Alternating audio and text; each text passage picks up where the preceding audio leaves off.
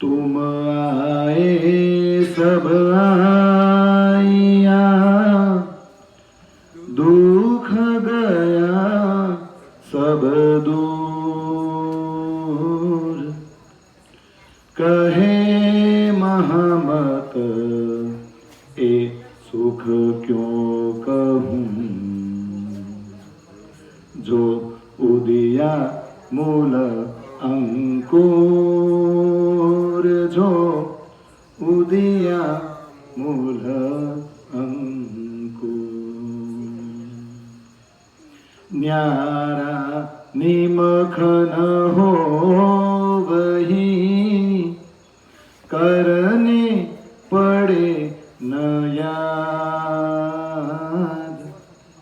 आशिक को मासूक का,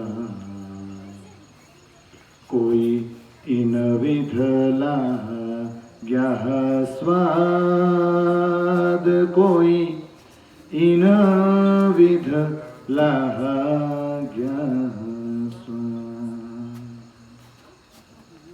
या विध मेला पियू का पीछे, न्यार नहीं रेन दीन। जल में नहीं कोरे रहिए, जागिए माहे सुपान, जागिए माहे सुपान। तुम दुल्हा में दुल्हिनी,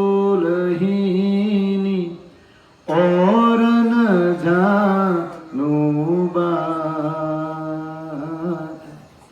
ईसक सो सेवा करूं, सब यंगो साक्षात, सब यंगो साक्षात। यूं तैयारी कीजियो, आगू करनी है दौड़। सब यंग ईसक ले के, निकसो ब्रह्मांड फोड़, निकसो ब्रह्मांड फोड़।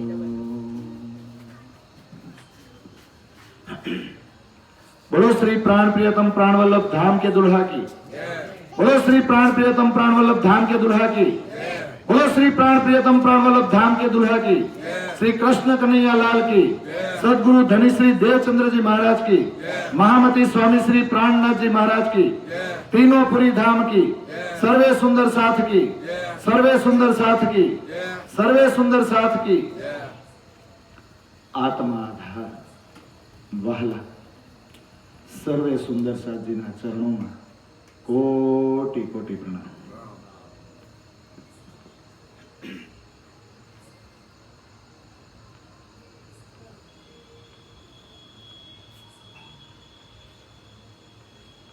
छ प्रकरण पूरा थे ने, करो तो रिविजन, नाम बोलो तो रोज मारे रिविजन करवानुं का। અને તમને એ વિશ્વાસ છે કે અમે નહીં બોલી તો આ બોલવાના તો છે 2 મિનિટ પછી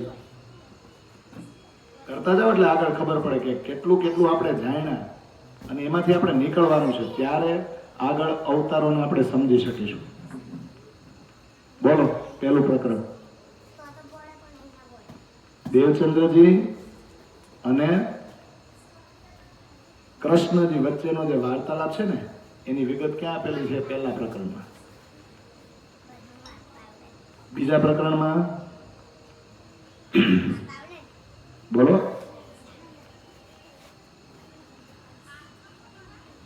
બીજા પ્રકરણમાં કાંઈ નથી આપેલું. આ ખેલ કેવો છે ને, રામત એ દેખાડ્યો, રામત કરાવી એવું નથી લખ્યું. પ્રકરણનું નામ શું છે? રામત દેખાય.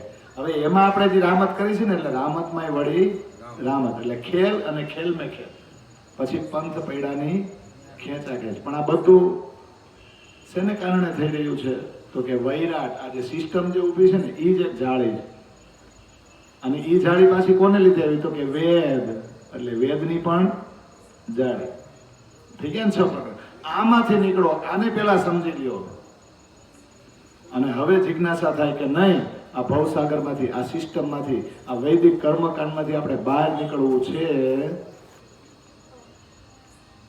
ત્યારે અવતારો સમજવા પડે. તો હવે 7મું પ્રકરણ મૂક્યું છે ને, અવતારોનું પ્રકરણ. હો, હવે આપણને બધા નહીં મળી શકે અવતારોનું પ્રકરણ એટલે વિષ્ણુના 24 અવતાર છે ને એનું વર્ણન નહીં છે. ના, એવું નથી. આપણી માટે જે ઇમ્પોર્ટન્ટ છે ને, જે મહત્વના છે ને, જે બ્રહ્મલીલા સાથે સંકળાયેલા છે, જે આપણા ઘરની વાતો સાથે, આપણા ઘરની લીલા સાથે, હકીકત અને મારફત સાથે જે સંકળાયેલા છે ને, એ જ અવતારોનું વર્ણન છે.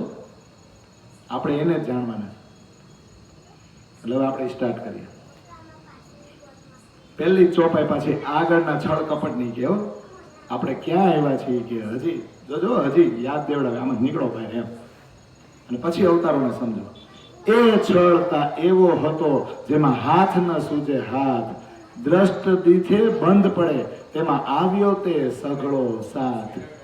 તે માટે વાલેજીએ આવીને છોડ્યો સાથ, બીજ લાવી ઘર થકી કીધો જ્યોતનો પ્રકાશ. કેવું સરસ મજાનું ચોપાઈ છે. એ રામત કરી તમ માટે તમે જોવા આવ્યા જે, રામત જોઈ ઘેર ચાલશું વાતો તે કરશું એ. આ 3 ચોપાઈ બેઝના રૂપમાં મૂકી દીધી આગળના 6 પ્રકરણ પછી. આ છળ કેવો હતો? હતો ને, એ છળતા એવો હૂતો કે હતો. હતો એમ કોણ બોલી શકે? આપણે બધા તો એમનું કઈ એ છળતો હજી એવો ને એવો છે. ક્યારે બોલી? હજી આપણે એ છળ કપટને ઓળખી શક્યા નથી. આપણે હતો એવું ક્યારે બોલ દઈ? આપણે જો એમાંથી બહાર નીકળી જાય તો જ ને. તો આગળના 6 પ્રકરણમાં આપણે ઓળખી ન ગયા. હવે આપણે એમાંથી બહાર નીકળી જાય કે નહીં? આપણે એટલા પરિપક્વ થયા કે નહીં?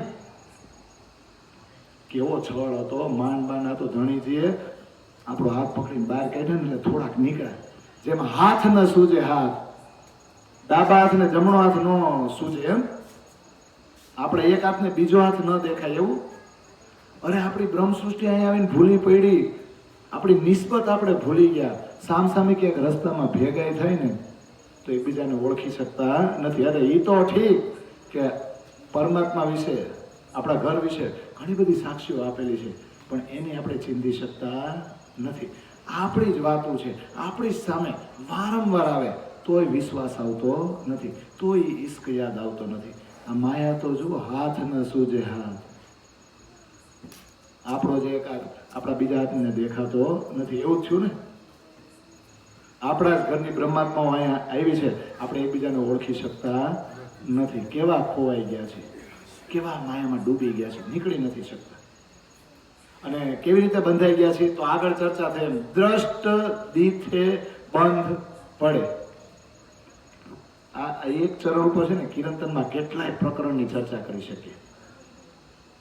જન્મત હી તેરો અંગ હી ઝૂઠો, દેખત હી મિટ જાય કે ખીન એક લે હું લટક ભંજાય. આ ક્ષણભંગુર જીવન છે. આ સંસાર પણ ક્ષણભંગુર છે. જેવા તમે જન્મ પામો ને તો એ અંગ સાચું કે ખોટું? જે શરીર ગર્ભમાંથી બહાર નીકળશે ને ચેતન શક્તિને લીધે હલનચલન કરશે, પણ જેવી ચેતન શક્તિ જશે એટલે કેવું થઈ જશે? મળદું જ ને કે બીજું કઈ? તો જન્મતા વેત જ આપણું અંગ ખોટું પડી જવાનું છે. ત્યાંથી જ બધું બંધાઈ ગયું છે. તરત જ બંધનમાં તમે પડી ગયા, તરત આવાગમનના ચક્કરમાં પડી ગયા. જન્મતા વેત અને જશો પાછી બીજી યોનિમાં આવશો. એને દ્રષ્ટ દીઠે બંધ પડે અથવા તો દેખત હી મીટ જાય. જોત જોતામાં આ જીવન કેવું છે? વીજળીના ચમકારે જેવો વીજળીનો ચમકારો થયો. હજી તો આપણે જોવો છે આ તો ચાલ્યો ગયો. આ જીવન એવું છે. ઘણી વાર આપણે એકબીજાને ન કહેતા ફરી ઓ હોય કેટલા વર્ષ વયા ગયા ક્યાં ઓહો તમારા છોકરા કેટલા મોટા થઈ ગયા હમણાં મળ્યા હતા ને તો આવડે એ વાત હવે જો થાય કે ન થાય. અને આપણે એનું પાલન પોષણ કરવાનું પરિવારને સાચવવાનું વ્યવહાર નિભાવવામાં જિંદગી કેમ જાય છે ને રોજ આયુષ્ય ઓછું થાય છે ને.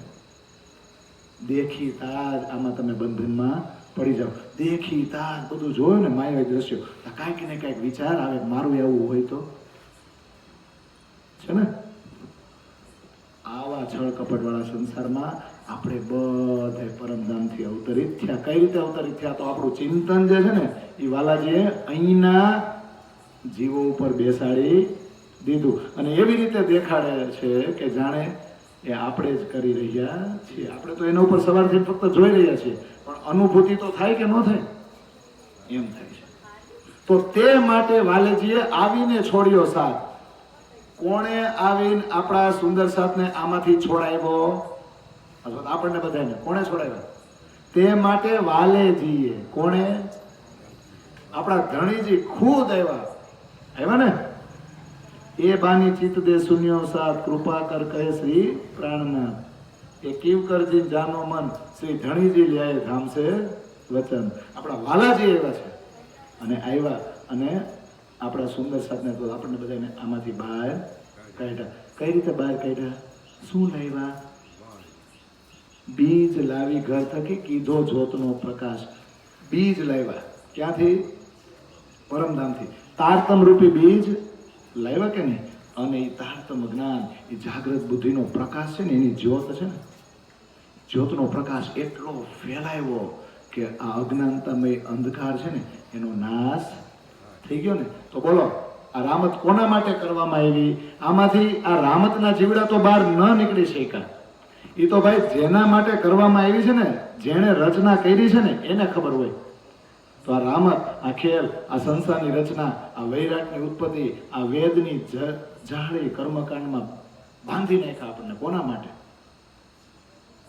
હુકમથી થયું છે ને. એ રામત કરી તમ માટે. શું કહે છે મહામતી શ્રી પ્રાણનાથજી? આપણી આગેવાની લઈને આપણને બધાને કહે છે ને આ રામત સુંદરસાજી તમારા માટે કરવામાં આવી છે. તમે જોવા આવ્યા છે. તમે જ જોવા આવ્યા છો. આવ્યા છો કે નહીં? તો રામત જોઈ ઘેર ચાલશું. ચાલશું એટલે શું? સપનામાં કેટલા દ્રશ્યો ઉત્પન્ન થાય આપણને સપનું આવે એટલે. પણ જેવી આંખ ઉઘાડો એટલે સીધો વિશ્વાસ આવે ને કે હું તો પથારીમાં છું મારા ઘરમાં જ છું. લે પછી આપણે ખબર પથારી જોઈ ઘરે જઈ લે મારી જ રૂમમાં છું ને બોલો યાદ આવવા માંડે કે નહીં? તો આ દ્રશ્યો જોઈ લીધા કે નહીં? એ દ્રશ્યોમાં જ્યાં સુધી ઓતપ્રોત હતા ને ત્યાં સુધી પથારી યાદ આવતી નહોતી. ક્યાં સૂતા છે એ ખબર નથી. પણ જેવા સપનામાં બહાર નીકળ્યા એટલે આમ કરીને ઓશીકું કઈ ગયું. આપણા ઘરના સભ્યો અહીંયા સૂતા છે ને રૂમમાં બધી વસ્તુ એની જ છે ને ન્યા જ છે ને. આવું થાય કે નહીં થાય? તો રામત જોઈ ઘેર ચાલશું વાતો તે કરશું. એ રામત જોઈ લીધી હાલો હવે ઘેરે. ઘેરે હાલો એટલે બેઠા છો ઘેરે પણ હવે જે દ્રશ્યોમાં તમારું ચિંતન ગયું છે ને ચિંતનને પાછું વાળો અને પછી વાતું કરો. આપણે સપનામાં વાતું નથી કરતા. જાય ગયા પછી આપણે ખબર આપણા પરિવાર વાળાને કહે મને આવું સપનું આવ્યું હતું. સપનામાં તું ક્યાંય ને ક્યાંય વયો ગયો હતો ક્યાંય ને ક્યાંય ચાલી ગઈ હતી. અરે તને તો એની શું વાત કરું? તો એ એમ કે મને આવું આવ્યું હતું. એવું હોય તો થાય કે નહીં? તો પછી આપણે એની વાતો કરશું. પણ હવે જોજો વર્ણન કરી. હવે 14 લોક ચારે ગમા મેં મથિયા જોય વચન મો જલ સાગર માંથી કાઢ્યા તે 5 રતન. આ મોજલ સાગર આ સંસારનું મેં બરાબરનું મંથન કર્યું. એમાં 4 વેદ 6 શાસ્ત્ર પુરાણો ઉપનિષદ સંતોની વાણી બીજા બધા ધાર્મિક ગ્રંથો બધાયનું મંથન કર્યું. 14 લોક એનો અનુભવ કર્યો. 4 દિશા 4 ખૂણા બધાયનું મેં બરાબર મૈથા અને વચનો સાથે બધું જ ગ્રહણ કર્યું. બધું જ સમજ્યા. તો આ મોજલ સાગરમાંથી ક્ષરથી બહાર કોણ નીકળવું? આ આદિનારાયણ આ ક્ષર પુરુષમાંથી કોઈ બહાર નીકળી શક્યું નથી. નિત્ય નૈમિતિક પ્રાકૃતિક અને મહાપ્રલય થાય ને તો મહાપ્રલય ત્યાં સુધીમાં આદિનારાયણ સુધીમાં બધું સમય જાય પછી અવ્યાકૃતમાં જાય. પણ આ બધામાંથી બહાર કોણ નીકળી શકાય? તો આ મોજલ સાગરમાંથી 5 રતન બહાર નીકળ્યા. કયા 5? એ 5 તો બધાને બહુ યાદ રહ્યો. હવે આગળ જાય ને પહેલા કહ્યા મેં સાથને પાંચે તણા એ નામ સુખદેવ ને સનકાદિક મહાદેવ ભગવાન. હા, નારાયણ લક્ષ્મી વિષ્ણુ માહે વિષ્ણુ થકી ઉત્પન્ન અંગ સમાય અંગમાં એ નહીં વાસના અંગ. કબીર સાખજ પૂરવા લાવ્યો તે વચન વિશાળ પ્રગટ પાંચે એ થયા બીજા સાગર આડી પાડ. આ આખો જે અક્ષર પુરુષ છે ને એમાંથી નીકળીને આમ અક્ષરની જો પંચવાસના કહી શકીએ ને, જે અક્ષર સુધીનું જ્ઞાન લઈને આવ્યા. અને અક્ષરધામ તો ક્યાં છે? આપણા પરમધામમાં નથી છે કે નહીં? તો બ્રહ્માત્માઓના અવતરણની સાક્ષી અને પરમધામ આવું છે. અમે અક્ષરધામથી આવ્યા તો છીએ પણ અમે રંગમોલ સુધી પહોંચી શક્યા નહીં. આવી બધી સાક્ષીઓ લઈને કોણ આવ્યું? આ પંચવાસના ક્યાંક ને ક્યાંક પોતાની વાણી જોજો, એમના દ્વારા વાણી અવતરિત થઈ ને, શાસ્ત્રો કે અમુક ગ્રંથો લખાયેલો તો ખરા, એમાં ક્યાંક ને ક્યાંક આ સંકેતો લઈને આવ્યા. તો કયા કયા નામ છે આ પાંચ રતન? સુખદેવ, પછી સનકાદિક. સુખદેવ કોના પુત્ર છે? વ્યાસ. સનક આદિક એટલે સનક, સનંદન, સનાતન ને સનત કુમાર બ્રહ્માજીના માનસ પુત્રો છે ને. એટલે ભલે આમ ચાર છે પણ એને કહેવાય હું એક જ સનકાદિક. પછી મહાદેવજી એટલે શંકર ને, ત્રણ થઈ ગયા કે નહીં? બીજા કોઈ બાકી? આ પાંચના નામ કહું છું એવું મહામતી શ્રી પ્રાણનાથજી કહે છે. પછી નારાયણ ને લક્ષ્મી બે વિષ્ણુની અંદર જ છે. વિષ્ણુ થકી જ નારાયણ ને લક્ષ્મી ઉત્પન્ન થયા છે. એટલે બે અંગ એકની અંદર જ છે. એટલે બે ની વાસના જુદી જુદી નથી. એટલે ખાલી વિષ્ણુ કહી દો તોય ચાલે. અને પછી સૌથી વધારે સાક્ષી આપવાળા કોઈ હોય ને, અને એ પાછી અવ્વલ વાણી. જોજો સંસ્કૃતના શ્લોકોમાં નહીં તો કોણ એવું? કબીર સાહેબ. કબીર આપણી સાક્ષી આપવા આવ્યા છે. જોજો કબીરની કેટલી ચોપડીમાં સીધી આપણી જ વાતો આવે કે નહીં? કે નથી આવતી? અક્ષર લોક કે ઉપર અક્ષરાતીત અનુપ આવે કે નહીં? નીરખ હંસ કૌતૂહલ કરે, પછી દ્રષ્ટે જુગલ સ્વરૂપ. કેટલું સરસ મજાની આવી એવી ચોપાઈ આવી છે ને, ચલતે ચલતે પગ થકે હું અહીંયા પહોંચી શક્યો ને, આવી બધી ચોપાઈ છે ને. આપણે ડિટેલમાં નથી જતા પણ કબીર સાહેબ તો આપણી ઘણી બધી સાક્ષીઓ લાવ્યા. અને વિશાળ એટલે કેવી અવલ વાણી લઈને આવ્યા. પાંચે પાંચ અક્ષર બ્રહ્માંડમાં પ્રગટ થયા કે નહીં? એમાં પાછા આપણા મૃત્યુલોકમાં પ્રગટ થયા કે નહીં? આ પાંચે પ્રગટ થયા. પણ બીજા આ પાંચ રતન સિવાયના બીજા સાગર આડી પાડ એક વેદોમાંથી બહાર નીકળી શક્યા નહીં. આ બધાને જોજો, સુખ સંકાદિક ને નવટડી લક્ષ્મીનારાયણ ને ફરી વળી માયામાં જ છે. પણ હા, માયામાં રહેતા રહેતા કાંઈક અક્ષરની વાતો એને કરી. બેહદમાં ગયા તો ખરા ને, બેહદ મંડળનું જ્ઞાન લઈને તો આવ્યા કે ન આવ્યા? વાતો તો કરી પણ ક્યાંક ને ક્યાંક માયામાં અટવાણા તો ખરા. અટવાણા જ નહીં પણ આ પાંચ એવા છે એ તો નીકળ્યા. પુરુષ પ્રકૃતિ ઓળંગી ગયા, અક્ષર માહે જઈને ભેળા થયા. ત્યાં અક્ષર સુધીનું જ્ઞાન તો આપ્યું કે ન આપ્યું? પણ બીજા બધાને તો છે ને આ ભવસાગર, આ મોહસાગર પાણીની જેમ આડો આવી ગયો. તો આપણે કોને પકડવાના? જોજો પ્રાણનાથજી જોજો કેટલા ડિટેલમાં લઈ જાય કે ઘણા સંતો મહંતો ને અવતારો થઈ ગયા અત્યાર સુધી બધા ધર્મ ને સંપ્રદાયમાં, એકઈને પકડવા જેવા નથી. તો કેટલાને પકડવાના? પાંચ જ ને. આ પાંચની વાણી કઈ કેવી છે કે જેમાંથી આપણા પરમાત્મા, આપણા ધણી પ્રત્યેની, આપણા ધામ પ્રત્યેની ક્યાંક ને ક્યાંક આપણને સાક્ષી મળે. અને એ લોકોને હુકમથી કોણે કેવડાવ્યું છે? એમના દ્વારા આપણા ધણીએ જ કેવડાવ્યું છે કે બીજા કોઈ? આપણે બધા એમ કે ને શંકર એકવાર અમર કથા કહેતા હતા, તો શંકર પાસે જ્ઞાન ક્યાં થયું? માહેશ્વર તંત્રમાં બધું પરમધામનું ક્યાં થયું? રાજી મહારાજના હુકમથી આવ્યું છે. પછી વિષ્ણુ એકવાર ધ્યાનમાં બેઠા હતા, લક્ષ્મી જેવા ખબર ન રહે તો એટલું બધું ધ્યાન લંબાવ્યું કોણે? કોના હુકમથી લંબાવવાનું ધ્યાન? કે જેથી કરી લક્ષ્મીજી પ્રશ્ન પૂછે કોનું ધ્યાન ધરું છું? આ બધું કોણે કરાવડાવ્યું? કોણે કરાવડાવ્યું? લે અરે ભાઈ, આપણે અહીંયા અવતરિત થાય ને એ પેલા આ પ્રસંગો એટલે બન્યા કે અહીંયા આવીને તો આપણે જે જીવ ઉપર સવાર થઈ ને, જીવ સાક્ષી માગશે શાસ્ત્રોની. આ જીવ એટલો ભૂંડો છે તો વિશ્વાસ તો અપાવડો કે નહીં? તો આ બધું હુકમથી આવ્યું છે કે નહીં? તો આ પાંચ ને પકડા કે નહીં? હવે આગળ જાય. એમાંય આપણે હજી એકદમ ડિટેલમાં જાય ને, એકદમ નજીક તો આ તો થોડુંક લાંબુ થઈ જાય ને, આ પાંચેય થકી જે બધી વાણી આવી એ બધી મંથન કરવા જાઉં તો વાર લાગશે. હા, તો હવે આપણે પકડવાનું હું બોલો. દેવચંદ્રજીએ શું પકડ્યું હતું? દેવચંદ્રજીએ શું પકડ્યું હતું? જોજો, શાસ્ત્રો, ઉપનિષદો, પછી સંતો મહંતોની વાણી, એ બધું અધ્યયન દેવચંદ્રજીએ કર્યું હતું કે નહોતું કર્યું? પણ પછી 14 વર્ષ નિષ્ઠાબંધ શું સાંભળ્યું? તો એકદમ નજીક કોની ગયા? જોજો, 17 વર્ષની ઉંમરે ઘર છોડ્યું, 4 વર્ષ સુધી કચ્છ ભુજ નગરમાં અલગ અલગ મતાંતરો બધા પાસે ગયા, 5 વર્ષ સુધી ક્યાં રહ્યા? હરિદાસ મહાત્મા સાથે. અને પછી બધાય કરતા સૌથી વધારે કોની સંગત કરી? હું આમાં માંગણી કરું છું તો શાસ્ત્રનું નામ તો બોલો. શ્રીમદ ભાગવત મહાપુરાણ. કારણ કે એની નજીક હું કામ જાય? કારણ કે એ વ્રજ રાસમાં રમણ કરવા વાળા કોણ છે? એ પોતે. તો જે આત્મા જ્યાંથી આવી છે, એ બ્રહ્મલીલા જેને કર્યું એની નજીક જાય કે ન જાય? લઈ જાય કોણ? રાજ્ય. પણ પેલા ખોજ કરાવી કે નહીં? તો વળી એક કાગળ કાઢ્યા, સુખદેવજીનો સાર, હદીઓને કોહેડા, પણ બેહદી સમાચાર. બોલો, વિતકની અંદર આવે આ પ્રસંગ કે જ્યારે કૃષ્ણ પરમાત્માએ દર્શન આપ્યા ત્યારે દેવચંદ્રજીને એમણે શું કીધું? એ ભાગવત કાગત તુમ્હારા, એ તુમે ખુલે કલામ, ઓર કોઈ ન ખોલ શકે એ જો ખલક આમ. આ ભાગવત તો તમારા માટેનો જ કાગળ મેં મોકલાવ્યો છે.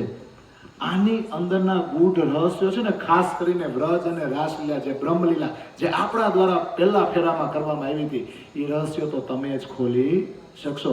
બીજાની તાકાત નથી. આમ એટલે ખલક, આમ ખલક એટલે આ જીવ સૃષ્ટિ, આ માનવજાત જે બીજી છે ને, જે આઈના છે, એ આ રહસ્યને ખોલી શકશે નહીં. તો વળી એક કાગળ કાઢ્યા. જો આ બધાની વાણીમાંથી એક કાગળ બહાર આવ્યું અને સુખદેવનો સાર છે એવું કહેવામાં આવે છે ને. હદીઓને કોહેડા, હદીઓ માટે હદના જે જીવડા છે એની માટે તો ભાગવત કોહેડો જ છે. કોહેડો એટલે કોયડો. ભાગવત કોઈ સમજી શકતું નથી. જે લીલાને તમે કદાચ 7 દિવસ વર્ણન કરો ને તોય એનો છેડો ન આવે ને, એવો 10મો સ્કંદ છે. વેદ તણો સાર ભાગવત થયો, તેનો સાર 10મ સ્કંદ થયો. 10મ તણા અધ્યાય 90, તે નોય સાર કાઢીને દેવું. 90 માહે અધ્યાય 35, જે બ્રજ લીલા કીધી જગદીશ. જગદીશ વચન એને ના કહેવાય, એમ ના કહું તો પ્રકાશ કેમ થાય? તે માટે મેં કહ્યું એમ, નહીં તો રામત જે કીધી શ્રી કૃષ્ણ, એ નામનું તારતમ મેં ન કહેવાય. સાથ સંભાળી જુઓ જીવમાં. આ પ્રકાશ ગ્રંથની અંદર ચોપાય છે. વેદનો સાર ભાગવત, ભાગવતનો સાર 10મો સ્કંદ. 10મા સ્કંદમાં 90 અધ્યાય. કેટલા? હજી 90 અધ્યાય આપણે વાંચવાની જરૂર નથી, આપણા માટે છે જ નહીં. કેટલા? 90 અધ્યાય નોય સાર કાઢું તો કેટલા?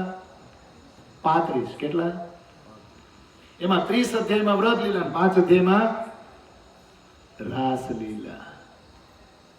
આ વચન કે મારે પ્રગટ કરવા જ પડે. બાકી વ્રજ અને રાસલીલામાં રામત કરવા વાળા જે શ્રી કૃષ્ણ છે ને, એનું રહસ્ય, ઈ લીલા કરવા વાળા કોણ હતા ને ક્યાંથી આવ્યા હતા ને, એ રહસ્ય હું કહી શકું નથી. તો એ મારા સુંદર સાહેબ, આ કળિયુગમાં આપણે આવ્યા છીએ. હવે તારતમ્ય એવો, જાગ્રત બુદ્ધિ એવી, તો તમે તો હૃદયમાં સંભાળી જુઓ કે આ લીલા આપણે કઈ રીતે જરાક યાદ કરો. તો હદના જીવડાઓ માટે ભાગવત હજી પણ કોયડા સમાન જ છે. એટલે તો સાપ્તાહિક ભાગવત હોય એમાં 10મા સ્કંદના 35 અધ્યાયની કેટલી ચર્ચા આવે, ગણી જોજો. આમ હોય એ લીલા આવે એટલે બધાને મજા બહુ આવે. એમાં બહેનો તો સાક્ષાત ગોપિક બની જાય, ભાઈઓ બને કે ન બને ખબર નથી, બની જાય ને. એ લીલામાં આનંદ છે, બધાને મજા આવે છે. પણ પછી રૂકમણીના વિવાહ કરવા હોય ને આપણે ક્યાં? આપણે હો ક્યાં? અરે રૂકમણીના વિવાહ કાયદેસર ના થાય. એકવાર પૈણી નથી ગયા? એકવાર પૈણી ગયા છે કે નહીં? વારંવાર કોણ પૈણાવે? અને બીજા પૈણાવે ને એનો વાંધો નહીં. હવે આપણા વાળા જે ભાગવત કરવા માંડ્યા છે ને, એ હારા પૈણાવે. અને એ પાછા આ ગીત ગાય, હું દ્વારિકાનો નાથ મારો રાજા રણછોડ છે. હવે ઈ આ ગીત ગાય અને પછી દાવો કરે બ્રહ્મ સૃષ્ટિનો મેળ ક્યાં થાય? પછી આપણે કઈ ડાકોરના ઠાકોર મારા બંધ દરવાજા ખોલ. હમણાં આપણે શોભાયાત્રા નીકળશે તો બધા ગીત આપણે વાણીના એમાં મૂકશું ને તો લોકોને મજા નહીં આવે. એટલે આપણે કયા ગીત મૂકવા પડશે? હા, મૂકવા પડશે. પણ આપણી વાણીમાં એવા ગીત બનાવો, બીજા ગીતની જરૂરત ન પડે. તો આપણી ઓળખાણ થશે ને, તો આ સંસારને ખબર પડે કે નિજાનંદ સંપ્રદાય શું છે. ખબર પડે જ નહીં. પણ આ ભાગવત નીકળું કે નહીં? તમે રામત જોવા કારણે ઈચ્છા તે કીધી એ, તે માટે સહુ માપ્યું આ કહ્યું કૌતુક જે. તમે સુંદર સાથ રામત જોવાની ઈચ્છા કરી હતી ને, અને ઈચ્છા બહુ જબરજસ્ત કરી હતી. એટલા માટે આ સંસારની રચના કરવામાં આવી, અને રચના પછી આ સંસાર તમને સમજાવવામાં આવી રહ્યો છે. આ મંથન કર્યું દેવચંદ્રજીએ અનુભવ કર્યો, ખોજ કર્યો, અને આપણે કીધું કે આ સંસાર આવો છે, હવે તમારામાં પડવા જેવું નથી.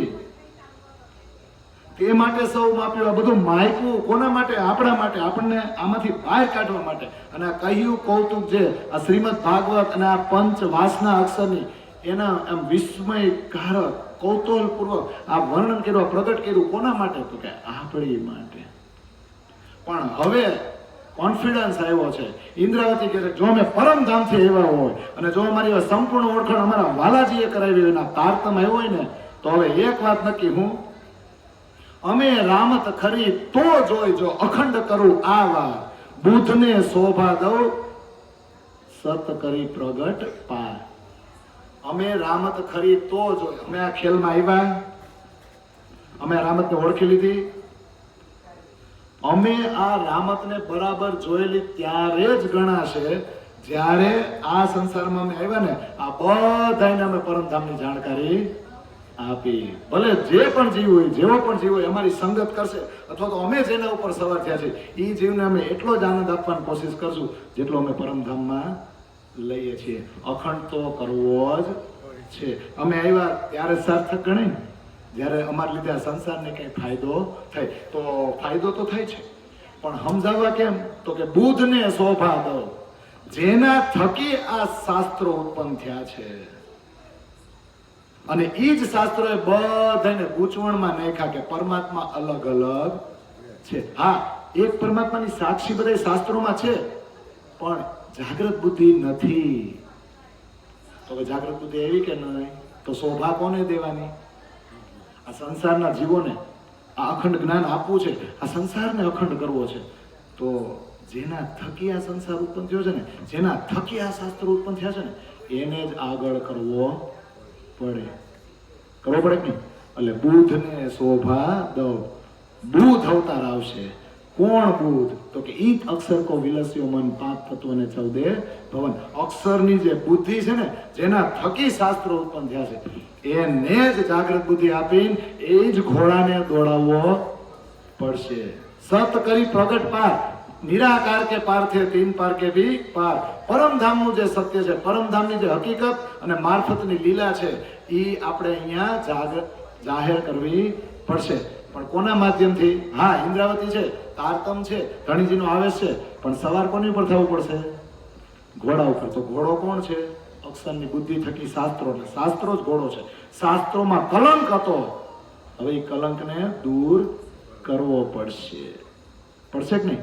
તો હવે અવતારોમાં જવું પડે કે નહીં? તો હજી આ 10 ચોપાઈ તો આ પ્રકરણમાં છે ને પ્લીન્થ તૈયાર કરી. કોણે? વાલાજી જ ને. વાલાજી થકી જઈ છે ને મને કે બીજા થકી? હવે આગળ વધી. અવતાર 24 વિષ્ણુના વૈકુંઠથી આવે જાય. હું ચોપાઈ બોલું છું. તે વિધ સર્વે કહું વિગતે, જેમ સનંદ સહુ સમજાય. અવતાર 21 એ મધે તે આડો થયો કલ્પાન, બીજા 3 જે મોટા કહ્યા તેની કહું જુજવી ભરત. અવતાર 24 વિષ્ણુના. કોના? હવે એ તો એક બ્રહ્માંડ પૂરતા જ ને. ઈંડા તો કેટલા તરતા હતા મોસાગરમાં. એક ઈંડું ફૂટે તો એક સર પુરુષ બને, બીજું ઈંડું ફૂટે તો. પણ આપણે જે ક્ષર પુરુષમાં ક્ષર બ્રહ્માંડમાં છે ને, અને એના જે મૃત્યુલોકમાં આપણે છે ને, એવું ઈંડું બીજું છે નહીં હો. અરે આપણે તો યાર જબરદસ્ત ભાગશાળી છે કે આમાં આવ્યા. તો આપણે તો આપણા વિષ્ણુને જ પકડવાના ને, આપણા ઈંડામ છે એનું વૈકુંઠ જ છે ને. તો વિષ્ણુના 24 અવતાર ક્યાંથી આવે ને જાય? પણ અત્યાર સુધી વિષ્ણુના કેવા અવતાર આવ્યા? અંશાંશ, આવેશ અને કલા. પૂરેપૂરું વૈકુંઠ ખાલી કરીને વિષ્ણુ ક્યારેય આવ્યા નથી. તે વિધ સર્વે કહું વિગતે, બરાબરનું વર્ણન કરું વિગતવાર, તમને બધી જ હકીકત સમજાય જશે. 21 અવતાર છે ને, એ આવીને વયા જાય, પોતાનું કામ કરીને પાછા ચાલ્યા જાય. એ કલ્પાંત ભેદ એટલે પ્રલયમાં આવી જાય છે.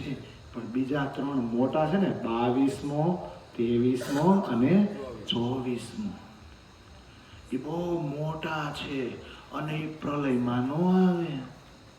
એ તો અખંડ ઘરેથી આવ્યા છે એટલે એ અહીં આવીને જે કાર્ય કરે ને એ અખંડ જ રે કે નો રે? અખંડ એટલે અખંડની જાણકારી આપશે. લેવી હોય કે ન લેવી હોય તો આપણા હાથમાં છે જ ને. તો 3 મોટા છે એનું વિગતવાર વર્ણન કરું છું, એકદમ ગહેરાઈમાં, એકદમ ઊંડાણમાં વર્ણન કરું છું. તો શરૂઆત ક્યાંથી થાય? 3 મોટા છે, બધાને ખબર છે. 22મો, 23મો ને 24મો. તો 22મો કયો આવે? કારણ કે જગત તો વિષ્ણુનો જ જાણે ને, પણ આપણને ખબર છે કે અખંડ ધામ સાથે સંકળાયેલા અવતારો છે ને. કયો છે 22મો? બોલો, નામ લ્યો. કૃષ્ણ. 23મો બુધ, 24મો કલ્કી. કૃષ્ણ, બુધ અને કલ્કી, આ 3 અવતારો માટે જ આ પ્રકરણનું નામ મૂક્યું અવતારોનું પ્રકરણ. બાકીના 21 આપણે કાંઈ લેવા દેવા નથી, જરાય નહીં ને. છે લેવા દેવા? તો પછી આપણે ભાગવત સાંભળવા જવાય?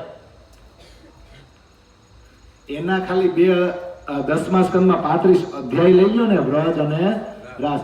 અરે ભાઈ, હવે તો ઈ અધ્યાય લેવાની જરૂર નથી. પેલા વાણી અવતરિત નહોતી એટલે લેતા હતા. હવે વ્રજ લીલાનું વર્ણન આવી ગયું કે નહીં? રાસ લીલા માટે આખો રાસ ગ્રંથ આવી ગયો કે નહીં? તો પછી આપણો રસ પાવ ને, ઈ આપણી કાઠિયાવાડી ગુજરાતી ભાષામાં છે કે નહીં? આટલું સરળ તમને વર્ણન કોણ કરે? કોણે ભાગવતના શ્લોકો લેવા જાય માથાકૂટ કરે? લેવાય કે ન લેવાય? હવે પણ હા, ભાગવત આપણી સાક્ષી તો પૂરી છે ને બ્રહ્મલીલાની, એટલે કીધું, બીજું કાંઈ છે નહીં. તો અવતાર એક શ્રી કૃષ્ણનો મૂળ મથુરા પ્રગટ્યો, જે વસુદેવને વાયક કહી વૈકુંઠ વળ્યો તે. હું આ પ્રકરણની ચોપાઈ કહું છું અત્યારે. હાલો, તમારે મારી ચર્ચા જ કરવાની, ધીમે ધીમે હાઈલા જાજો. અવતાર એક શ્રી કૃષ્ણનો મૂળ મથુરા પ્રગટ્યો, જે શ્રી કૃષ્ણ નામ છે. ગામ એમ જાણે છે કે વિષ્ણુનો જ અવતાર થયો છે. કઈ જગ્યાએ, કેટલા વાગે? પાછા આપણે એમ કહીએ, કયો નક્ષત્ર? રોહિણી નક્ષત્ર, શ્રાવણ વદ 8મ, એમ જ ને. અને જગ્યા કઈ? મથુરા. એની હું જેલ. અને કેટલામો ગર્ભ ધારણ કર્યો છે દેવકીએ? 7મો કે 8મો? 8મો ને. તો અવતાર એક શ્રી કૃષ્ણનો મૂળ મથુરા પ્રગટ્યો, જે પ્રગટ્યો છે 8મા ગર્ભમાંથી જન્મ લીધો. પણ એ ભાઈ રોકાણા નહીં. એમ બહુ ઉતાવળ હતી. કેમ? તો એને ખબર હતી અત્યારે મારું અહીંયા કાંઈ કામ છે નહીં. વસુદેવને વાયક કહી વૈકુંઠ વળ્યો કે એક્ઝેક્ટ 12 વાગે દેવકીના ગર્ભમાંથી જે જન્મ પામે છે એ વૈકુંઠના વિષ્ણુ જ છે કે નહીં? પણ એ સમયે જોજો, દેવકીને કાંઈ ખબર નથી, જન્મ લઈ ચૂક્યા છે. પણ વસુદેવો, જો અહીંયા વસુદેવ નામ છે, અને કૃષ્ણ જ્યારે આગળ લીલા કરશે ને તો એનું નામ વાસુદેવ થશે. બેમાં ફરક છે. વસુદેવ અને વાસુદેવ બેમાં ફરક છે. કારણ કે આદિનારાયણ છે ને, એના 4 અંતસ્કરણ છે: વાસુદેવ, સંકર્ષણ, પદુમન ને અનિરુદ્ધ. એમાં વાસુદેવ નામની શક્તિ છે ને, એ સાથે રહેશે, એટલે સમજવાનું છે. એટલે એનું નામ વાસુદેવ પડશે ભવિષ્યમાં, અત્યારની. તો વસુદેવને જગાડ્યા, અડધી કલાક ચર્ચા થઈ અને કાંઈક વાત કરીને પછી ચાલ્યા ગયા. તો આ પ્રકરણમાં 2 જ ચોપાઈ જો કેટલું ટૂંકમાં કહી દીધું. વચ્ચે હું બન્યું નહીં તો હવે અત્યારે આપણી પાસે સમય નથી એટલે કઈ ન મૂકી. ગોકુલ સ્વરૂપ પધાર્યો તેને ન કહીએ અવતાર, અરે એ તો આપણી અખંડ લીલા તેનો તે કહું વિચાર. ગોકુળમાં જે સ્વરૂપ ગયું ને મથુરાની જેલમાંથી ટોપલામાં વસુદેવ ટોપલામાં લઈ ગયા ને નંદ બાબાને આપી દીધું અને પછી જે વ્રજ લીલા થઈ એ જે સ્વરૂપ ગયું વ્રજ લીલા જેને કરી ને એ અવતાર નથી. અરે એ તો આપણી અખંડ લીલા, એ તો આપણી હું વારંવાર હું કેમ બોલું છું, કોની લીલા છે? આપણી છે. કેવી છે? અખંડ ઈશ્કની લીલા થઈ છે અને પરમધામથી લીલા અવતરિત થઈ છે. તેનો તે કહું વિચાર. હાલો ને એની થોડીક વાતો કરું. હવે આ તો 2 ચોપાઈ કીધી ને, આવી બીજી ચોપાઈ ક્યાં ક્યાં છે એ બધી અત્યારે સાથે લઈ લઈએ. લેવી છે ને? પ્રગટવાણીમાં જાઓ. જેથી કોઈ હે બ્રહ્મ સૃષ્ટ પ્રેમ પૂરન ધની પર દ્રષ્ટ કંસ કે બંધ વસુદેવ દેવકી ઈત આઈ સુરત ચતુર્ભુજ કી, અથવા તો શું લખે ખબર? ચત્રભુજ કી. બોલો, કંસના બંધનમાં કોણ છે? વસુદેવ ને દેવકી. પણ બ્રહ્મ સૃષ્ટિ જે આવી છે એ તો ધણીજીને જ ગોત છે ને. પણ બ્રહ્મ સૃષ્ટિ તો હવારે આવી, નવમ ને દી 9 વાગે. તો નંદ ઉત્સવનું મુખ્ય કારણ બ્રહ્મ સૃષ્ટિઓની સુરતાનું અહીંયા વ્રજવધુ ઉપર અવતરણ છે. અને જેવું વ્રજવધુ ઉપર આવી ને એટલે ઘરનું કામકાજ મૂકીને નંદ બાબાના ઘરે જે કૃષ્ણ આવ્યા છે ને રાતે એની તરફ દોડી ગઈ. તો પેલા કોણ આવ્યું? બધી જગ્યાએ પેલા કોણ આવ્યું? हमको खेल देखन की लागी रट सो इत आए देखाई कर मन दृढ़ तुम हमको खेल दिखावन का हम सो आगे आए श्री राज. એકય ટુકડો એવો નથી જેમાં આપણે પેલા આવી ગયા ની પછી આવ્યો હોય. આપણે હવારે આવ્યા ઈ રાતે આવ્યા, પણ 2 નવમ ને દી આવ્યા છે. આપણે શું કહે? શ્રાવણ વદ આઠમ. આપણે આઠમમાં હવારથી કેળના પાન હોય ને લટકાવી ક્યાં? ઘરે. અને આપણે તોરણે બાંધીને આવ્યા ક્યારે? જો 12 વાગે ભલે આવ્યા, 12 વાગે ને તો એ નવમ જ થાય. આ 12 ને PM કહેવાય કે એમ? હા, આ 12 રાત્રિના 12 હોય એટલે બીજો દિવસ શરૂ થઈ ગયો ને. પણ યાદ રાખજો, આપણા ધણી તો 12:30 આવ્યા એટલે 12:30 એટલે એક્ઝેક્ટ નક્કી થઈ ગયું કે નવમ શરૂ થઈ ગઈ જ નહીં. પણ હવે આપણે તો એવું થાય ને કે દિવસ શરૂ થાય ને ત્યારે જ નવો દિવસ કહેવાય. એટલે હો, બાકી તો રાતે જ ફરી જાય જ નહીં. નહીં, આપણે ફરી જ જઈએ. કા ન ફરે? ઓકે, તારીખ બદલાઈ જાય અને આપણે એ કેલેન્ડરને અનુસરીએ છીએ ને એ જે હોય. હાલો ને, આ તો જૂના સમયનું છે ને, દ્વાપરનું. તો કંસના બંધનમાં કોણ છે? વસુદેવ ને દેવકી છે ને. ઈત આઈ સુરત ચતુર્ભુજ કી. ચતુર્ભુજ સ્વરૂપ આવ્યું. જૈનમાં તો ખરા વિષ્ણુ 12 વાગે, પણ ચતુર્ભુજ સ્વરૂપ ધારણ કરી લીધું. सूरत विष्णु की चतुर्भुज जोए दियो दर्शन वसुदेव को सोए पीछे फिरे कह के हकीकत अब दोहे भुजा की कहूं विगत. आ विष्णुનું જે સ્વરૂપ આવ્યું ને ચતુર્ભુજ, એને વસુદેવને દર્શન આપ્યા, જગાડ્યા. શું કીધું? અડધી કલાક ચર્ચા થઈ કે હું તો અત્યારે જાઉં છું, પણ મારી જગ્યાએ જે 2 હાથવાળું બાળક આવે ને એને તમારે નંદ બાબાના ઘરે મૂકવાનું છે. આ જેલના દરવાજા ખુલી જશે, સાંકળો તૂટી જશે, ટોપલો આવી જશે, આ સૈનિકો મૂર્છિત થઈ જશે.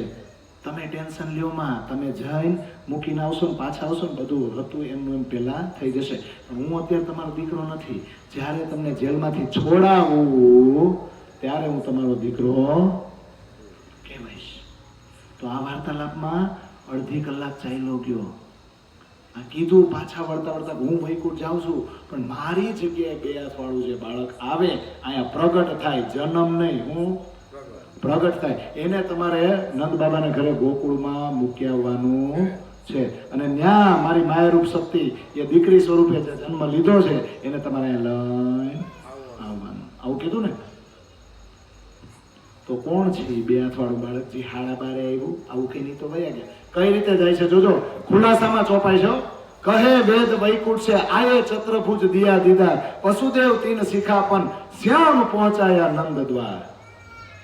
મલકુત સે ફિરસ્તા કોણ કોને કોને નું સમજાય. જો નું પેગંબર ને હુદ પેગંબર નામ છે. નું એટલે વસુદેવ અને હુદ પેગંબર એટલે નંદ. ખુલાસામાં 13મું પ્રકરણ તમે વાંચો. એક ચોપાઈ આપણી, એક ચોપાઈ કતેબ ગ્રંથની છે. એટલે મલકુત સે ફિરસ્તા નું સમજાય હે, નસીહત કર પીછા ફિરિયા. હવે ને નુહે શ્યામ દિયા પહોંચાય. તો વૈકુંઠ માંથી ચત્રભુજ સ્વરૂપ આવ્યું અને દર્શન દીધા વસુદેવને, એવું તો વેદો એ કહે છે. અને પછી એની શિખામણ લઈને વસુદેવે શું કર્યું? જે શ્યામ આવ્યા ને 12:30, કેટલા વાગે? શ્યામ નામ પરમધામ સિવાય ક્યાંય નથી. કારણ કે શ્યામ એટલે કિશોર. કિશોર અવસ્થામાં જે પરમધામમાં પૂર્ણ બ્રહ્મ પરમાત્મા અનાદિ અક્ષરાતીત શ્રી કૃષ્ણ જે સચ્ચિદાનંદ સ્વરૂપે બિરાજમાન છે, એનો જે આવેશ છે એને અહીંયા સ્વતંત્ર 2 હાથવાળું સ્વરૂપ વાળું, આ 2 હાથવાળું જે સ્વરૂપ છે ને બાળક, એ સ્વરૂપ ધારણ કર્યું છે. કોણે? આપણા શ્યામ. એટલે એને શું નામ આપી દીધું? શ્યામ. શ્યામ નામ ભાગવતમાં નથી ફરતું અને કતેબમાં નથી ફરતું. શ્યામ શ્યામ જ રે છે ને. એટલે આગળ ચોપાઈ શું છે? મલકુત થી ફિરસ્તા આવ્યા. મલકુત એટલે વૈકુંઠ. વૈકુંઠ થી વિષ્ણુ દેવ બીજા કોઈ. એ નું પેગંબરને સમજાવ્યા અને નસીહત એટલે શિખામણ આપી. એ શિખામણથી નુહે શ્યામ દિયા પહોંચાય. જોજો, વસુદેવ શ્યામને પહોંચાડે, નું પેગંબર શ્યામને પહોંચાડે. બેયના નામ બદલી ગયા, વસુદેવ ને નું, પણ શ્યામ નામ તો બદલાણું. કેટલી સરસ મજાની ચોપાઈ છે. તો બોલો, હવે ટોપલામજી ગયું અને બાળકી લઈને આવ્યા. એ બધું જે હોય હાલો ને, ત્રિધા લીલામાં આપણે નથી પડતા અત્યારે. પણ કોણ છે એ? અવતાર એક શ્રી કૃષ્ણના મથુરા પ્રગટ્યા છે. દીદાર દેવકી વસુદેવ કો દિયા ચત્રભુજ. એ ને એ જ આવે કે નહીં? बचन कहे वसुदेव को फिरे बैकुंठ अपनी ठोर, पीछे प्रगटे दोई भुजा सो स्वरूप सनंत और. वसुदेव गोकल ले चले ताये न कही अवतार, सो तो नहीं इन हद का अखंड लीला है पार. આ બધી ચોપાઈઓને છે ને બંધ બેસતી કરજો. આ ચોપાઈઓ અલગ અલગ ગ્રંથમાં છે, એ બધાને જોડજો તો સાંકળ બનશે. એક એક કડી જોડો તો રહસ્ય ખુલશે. તો પછી બીજા કોઈ આપણને ભરમાવી જાય ને કે કઈ શક્તિ ક્યાં આવી, કોઈ એમ કે અહીંયા આવી, કોઈ એમ કે ડાયરેક્ટ ગોકુળમાં આવી, તો કોઈ એમ કે મથુરામાં. એલા ભાઈ, તમે નક્કી કરો ને ક્યાં આવી. તમારો ધણી તમને નક્કી કરાવે. કોઈ મારા જેવો પંચભૌતિક શરીર વાળો બેહે અને પોતે પોતાનું મંથન કરીને તમને દઈ દે અને તમે એને પથ્થરની લકીર માનો. એને એક જ ગ્રંથની ચોપાઈ વાંચી હોય, બીજા કેટલાય ગ્રંથમાં ચોપાઈ હોય છે એની બંધ બેસતી હોય. બધુંને જોડો એટલે સત્ય તમારી સામે આવે. વાંધો હું ખબર, આપણે વાંચવું નથી. 100 વાતની એક વાત કહી દઉં. બાકી જો રાજ્ય એમ કહેતા હોય કે આ બેસક ઇલમ છે, કેવો બેસક, તો આ વાંચો ને એટલે જાગ્રત બુદ્ધિ એવડો આપે. કદાચ આપણે હાવ ઓછું ભણ્યા હોય ને તોય આપે હો, પણ આપણે એને વાતો નથી કરવી. આપણે એની ઉપર વિશ્વાસ નથી. તું મારી હારે હો તો મારો મુંજારો દૂર થાય, એવું આપણે એમ કહેતા નથી. થાય કે નહીં? તો પાછું એમને આવી ગયો. સમજાય છે? 12:30 જે એવી કોણ છે રાતે અને ટોપલામાં લઈને ગયા અને નંદબાબાને ઘરે પહોંચાડી દીધા. એ કોણ છે? અક્ષરાતીત ધણી છે. તો મૂળ સુરત અક્ષર कीजे, जिन चाहिया देखो प्रेम सरे, 100 सूरत धनी को ले आवे, नंद घर कियो प्रवेश, 2 भुजा स्वरूप जो श्याम, आत्म अक्षर ने जोश धनी धाम. અક્ષર ને હવારના હુવડાવ્યા છે. રોંઢે 4:30 મોસાગરની રાત્રિ બનાવી, એમાં આવા કેટલાય કલ્પને કેટલી ચોકડી વ્યતીત કરી. એમાં 28મો દ્વાપર આવ્યો ને ત્યારે અક્ષરને કીધું હાલ માર ભેગો. તાર જોવું છે ને? એટલે અક્ષરનો આતમ લીધો એટલે અક્ષરને લીલા કરવાની નથી, એને ફક્ત જોવાની છે. એટલે આતમ અક્ષરની ને જોશ ધામ ધણીનો એને સ્વતંત્ર સ્વરૂપ ધારણ કરી છે. આપણે એમ કહીએ ને મૂળ સુરત અક્ષર કીધે. ચાંદની ચોકમાં ઉભા ઉભા અક્ષરના જે ચિંતને વિલાસની સુરતાએ જે ઈચ્છા કરી હતી ને કે આ રંગમોલમાં શું થાય છે, એ સુરતાને ભેગી લીધી રાજી મહારાજે અને કીધું હાલ મારી ભેગો વ્રજમાં, હવે તારે જોવાનું છે. 100 સુરત ધનિકો લેવે, ધણીજીનો આવેશ સાથે નંદ ઘરમાં પ્રવેશ કર્યો. પણ ઘણા એવું માને કે ઉપરથી સીધા બે નંદ બાબાના ઘરમાં આવ્યા. કઈ રીતે પોસિબલ છે? તો આ જેલમાં જે ઘટના બની એને તો પડી પૂજવાળ દેવાનું. લોલમ લોલ હાકે અને એની ઉપર તો સિરિયલ બનાવી દીધી. જે આપણે બધા જોઈશું. અને સીધા એના પ્રમાણે દાવો કરે. સીધા ક્યાંથી આવ્યા રાજજી? અક્ષરની આતમને લઈને સીધા નંદ બાબાના ઘરે. કઈ રીતે પોસિબલ છે?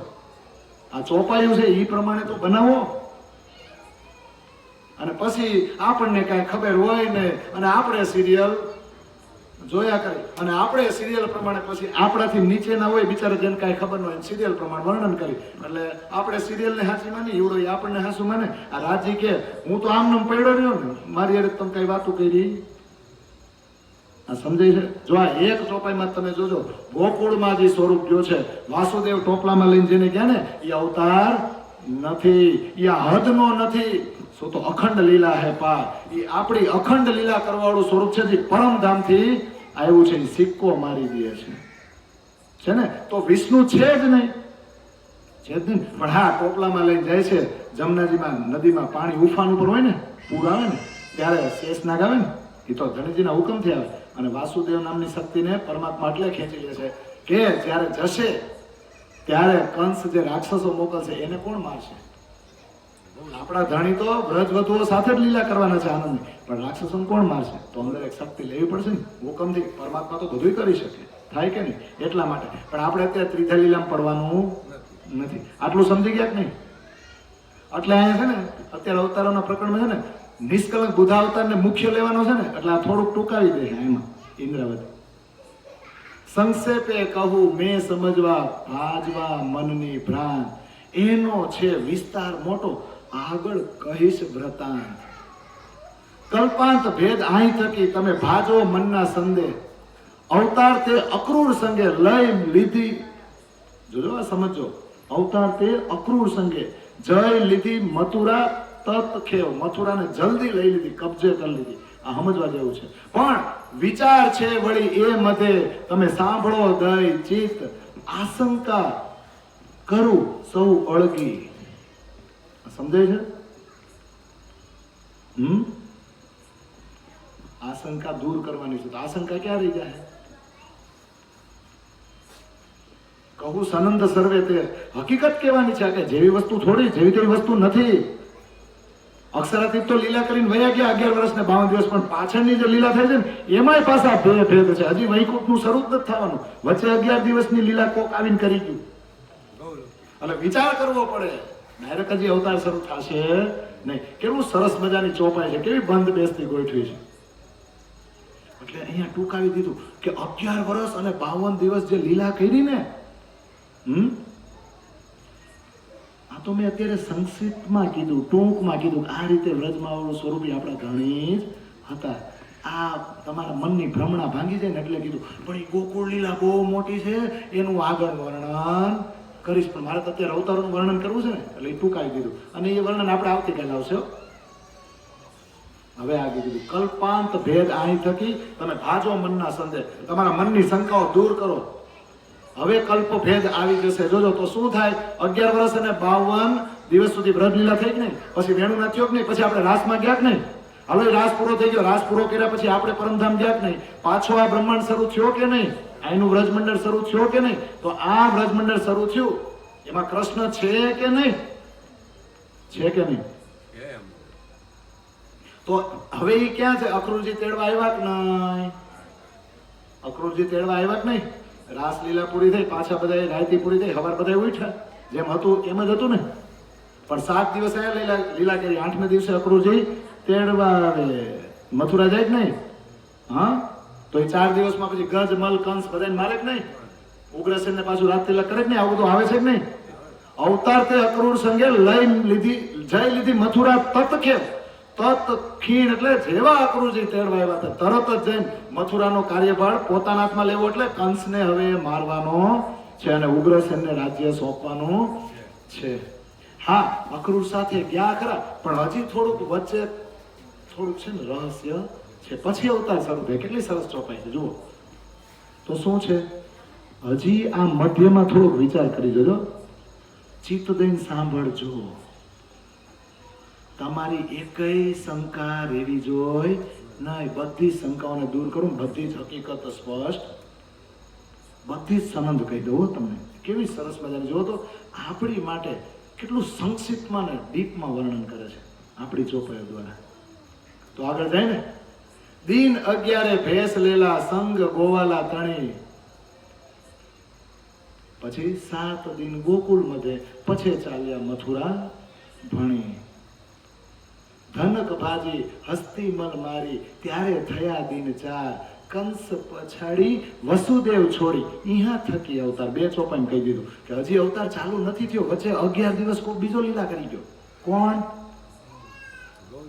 11 દિવસ હજી પણ જોજો ગોપ વેશ જ હતો. શું પહેર્યું તું કૃષ્ણએ? હજી રાજસી વેશ ધારણ નથી કર્યો. મથુરા ગયા છે પણ 7 દિવસ ક્યાં લીલા કરી? વ્રજમાં. અને 4 દિવસ ક્યાં લીલા કરી? મથુરામાં. આ 11 દિવસની લીલા કરવાનું સ્વરૂપ હજી અવતાર નથી. વિષ્ણુની શક્તિ નથી, એ તો ગૌલોકી શક્તિ છે. હજી બંસી મુકુટ અને જે ક્યાંનો ગોપ વેશ, વાઘા ક્યાંના છે? ગામના જ છે. રાજસી વેશ ધારણ કર્યો નથી. 7 દિન ગોકુળ મધે ને, 7 દિવસ ગોકુળ મધે ને 4 દિવસ મથુરા ગયા. પછી જો ધનક ભાજી, કેવું સરસ મજાનું. ધનક એટલે ધનુષ્ય ભાંગ્યું કે નહીં? ધનુષ્ય તોડ્યું કે નહીં? કોનું? તમે થોડાક મારી એ રીત પણ મજા આવે ને કા? કોનું ધનુષ્ય તોડ્યું? કોણે આપ્યું તું કંસને? કંસને કોણે આપ્યું તું? શંકરે. શંકર ભગવાન એમ એવું તને તો ત્રિદેવો નો હરાવી ગયો ભાઈ. તો પછી વિષ્ણુ મારવા આવી શકે કંસને? અને એમ કીધું હા તને ત્રિદેવો હરાવી નહીં શકે, પણ આ ધનુષ્ય જે તોડશે ને એ તને મારશે. હો એટલે તોડ્યું કે નહીં? ધનક ભાજી હસ્તી મલ મારી. હસ્તી એટલે હાથીને માર્યો કે નહીં? અને મલને પણ માર્યા કે નહીં? તો 4 દિવસમાં બધું થયું કે નહીં? અને કંસ પછાડી, કંસને પછાડ્યો કે નહીં? અને વસુદેવને છોડાવ્યા કે નહીં આ 4 દિવસમાં? તો 11 દિવસ પૂરા થઈ ગયા કે નહીં? હવે અવતાર શરૂ. તો વિચાર કરો, આ ચોપાઈ આમાં છે તો બીજા ગ્રંથમાં છે ને, બેહદવાણી જાઓ, પાછલા 7માં રામત દિન 11 કીધી. આવે કે નહીં? અક્રૂર તેડી સીધાવ્યો, જય મથુરા લીધી, તિહા લગે વેશ વાલા તણો, મુગત કંસને દીધી, રાસ પાછલી રામત લીલા જાણજો બીજી, ટીલું દે ઉગ્રસેનને વેશ સહિત સીધાવ્યા, ઈહાથી લીલા અવતારની વસુદેવ વધાવ્યા. આવે કે નહીં? કેટલું સરસ મજાનું. તમે જુઓ તો ખરા, આ 3 ચોપાઈ લાગુ પડે ને. પાછલા 7માં બોલો, પાછલા 7 એટલે કોણ? રાસલીલા પૂરી થઈ ગઈ પછી આઈની વ્રજ વધુ હતી, એને કંઈક ફાયદો થવો જોઈએ કે ન થવો જોઈએ? જે જીવ ઉપર સવાર થઈને આપણે બધા વ્રજ લીલાનો આનંદ મેળવો તો એ જીવને કંઈક ફાયદો થવો જોઈએ કે નહીં? તો અક્ષરના આવેશયુક્ત ને જોજો. પછી જે બ્રહ્માંડ છે ને, પ્રતિબિંબ શું શા માટે કહેવાય? પેલા એનું નામ કાલમય બ્રહ્માંડ હતું, હવે પ્રતિબિંબ કેમ થઈ ગયું? કારણ કે પેલા રાજ્યનો આવેશ હતો અને હવે શરૂ થયો ને તો અક્ષરનો આવેશ છે, એટલે એનું શું નામ થઈ ગયું? પ્રતિબિંબ કાલમયા બ્રહ્માંડ. તો 7 દિવસ આઈના જે સુંદર સતત વ્રજ વધુ એની સાથે લીલા ન થઈ, એ ગોકુળમાં ને વૃંદાવનમાં કુંડલીમાં એમાંય થોડા થોડા રાસ રમણ ન કર્યા, યુગલ ગીત ને વેણુ ગીત ન ગાયા, એ બધું કર્યું છે. તો 11 દિવસ સુધી ને, પણ કઈ રીતે? 7 દિવસ જ રીતે. 4 દિવસ ક્યાં ગયા? મથુરામાં. એટલે અક્રૂર આવ્યા અને તરત જ જઈને મથુરા પહોંચ્યા. જો એનું જ વર્ણન કરું છું, પણ બીજા ગ્રંથમાં બીજા પ્રકરણમાં ચોપાઈ છે. એટલે તિહા લગે વેશ વાલા તણો, મુગત કંસને દીધી. આ સમજાય છે? જ્યાં સુધી કંસને ન માર્યો ને ત્યાં સુધી રાજાના વસ્ત્રો ધારણ કર્યા નહોતા. ત્યાં સુધી આપણા વાલાજીએ જે વસ્ત્રો ધારણ કર્યા હતા ને 11 વર્ષ અને 52 દિવસ દરમિયાન, એ જ વસ્ત્રો કૃષ્ણએ ધારણ કરેલા હતા. પણ આપણા વાલાજી એમાં નથી. ગૌલોકની શક્તિ છે. તો રાસ પાછલી જે આ 11 દિવસની રામત થઈ ને લીલા, એ બીજી લીલા છે, ત્રિધા લીલામાંથી થાય કે નહીં? પછી ઉગ્રસેનને તિલક કર્યું કે નહીં? પછી રાજસી વેશ ધારણ કર્યો કે નહીં? અહીંથી અવતારની લીલા શરૂ થાય, કારણ કે વસુદેવને પણ છોડાવ છે. આ સમજાઈ ગઈ ચોપાઈ? હજી આવી ચોપાઈ પ્રગટવાણીમાં છે. બધું સાથે આવે છે એટલે ભેગું ભેગું કહી દઉં છું. બાકી પ્રકરણ પૂરું કરવા દઉં તો હમણાં ચૂટકીને થઈ જાય. પણ આપણે બધી લિંક જોડવાની છે, ઊંડાણમાં સમજવાનું છે. તો પ્રગટવાણીમાં ચોપાઈ છે. સારે અર્થ તબ હોવે સત, જો પ્રગટ લીલા દો હોવે હિત, યાહી ઇંદ में श्री कृष्ण जी भये, सो 11 दिन व्रज मथुरा रहे. दिन 11 ग्वाला भेष, तीन पर नहीं धनी को आवेश, 7 दिन गोकुल में रहे, 4 दिन मथुरा के कहे। गजमल कंस को कारज कियो, उग्रसेन को टीका दियो, कारागृह में दर्शन दिए जीन, आए छुड़ाए बंद से तीन। वसुदेव देवकी के लोहे बाण, उतारियो भेष ने किया स्नान। जब राज बागे को कियो सिंगार, तब बल पराक्रम ना रहियो लगार। केवी सरस मजानी ચોપાઈ છે। બધાય અર્થોની તમને ખબર પડી જાય તો પાછા આ ઈંડમાં પાછો આ ઈંડ શરૂ થયો ને એટલે પાછા કૃષ્ણજી આવ્યા, પણ ધણીજીનો આવેશ છે પણ ક્યાં રહ્યા? 11 દિવસ જ રહ્યા ને, અને 11 દિવસ દરમિયાન ગોવાળોનો જ વેશ છે પણ ધણીજીનો આવેશ નથી। 7 દિન બ્રજમાં અને 4 દિવસ મથુરામાં। ગજ મલ કંસ બધાને માર્યા જ નહીં, ઉગ્રસેનને તિલક કર્યું કે નહીં, અને હવે જમનાજીમાં નાયા ને તો ગોપ વેશ ઉતારી દીધો અને નંદ બાબાને ગોવાળિયાને કીધું જાઓ આ લઈ જાઓ અને ગોકુળમાં જે ગોપ્યું છે ને એને કહી દેજો આમાં તમારો કૃષ્ણ આવી ગયો। અને અદ્રશ્ય રૂપે ગોલોકી કૃષ્ણનું જે દૈવત હતું એ વાઘા વસ્ત્રોમાં ચાલ્યું ગયું અને ગોપીઓના હૃદયમાં જઈને બિરાજમાન થઈ ગયું। એટલે અહીંયાથી ગોલોકી દૈવત ચાલ્યું ગયું કે નહીં। હવે 9 વ્યક્તિ બહાર નીકળો ને અને વસુદેવ દેવકીજી છોડાવે છે ને એનામાં કોઈ પ્રકારનું બળ કે પરાક્રમ છે સામાન્ય થઈ ગયા ને, કારણ કે પૂરેપૂરા વિષ્ણુ નથી, ખાલી વિષ્ણુની શું છે? વાસુદેવ શક્તિ છે। આટલું સમજાઈ ગયું કે નહીં? આપણે આટલામાં નીકળી ગયા કે નહીં? તો હવે અવતાર તરફ આગળ જાય કે નહીં, કે નથી જવું? તો કઈ રીતે હવે અવતારને ઓળખશું? બધાને ખબર છે અત્યારે કંસને માર્યો ને તો કંસના સસરા કોણ છે? જરાસંઘ। પણ ત્યાં વર્ષ પછી સમાચાર પોકતા, એટલે વર્ષ અત્યારે કાંઈ નથી થવાની નવાજોની, જરાસંઘ આક્રમણ કરવાનું નથી। તો આ વર્ષમાં શું કર્યું?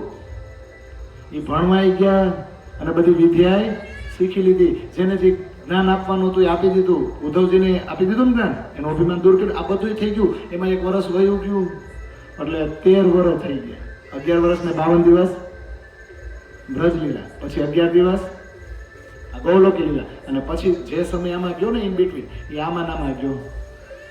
હજી અવતારનું કાર્ય ચાલુ કર્યું નથી, પણ 1 વર્ષ વયું ગયું। 1 વર્ષ પછી સમાચાર પહોંચે ને જરાસંઘને કે તમારા જમાઈને કોકે મારી નાખ્યો, અને પછી આક્રમણ કરે ને હવે અવતાર શરૂ થાય। તો એવી ચોપાઈ ન મૂક્યું એ પ્રકરણમાં? મૂક્યું જ નહીં। જૂધ કીધું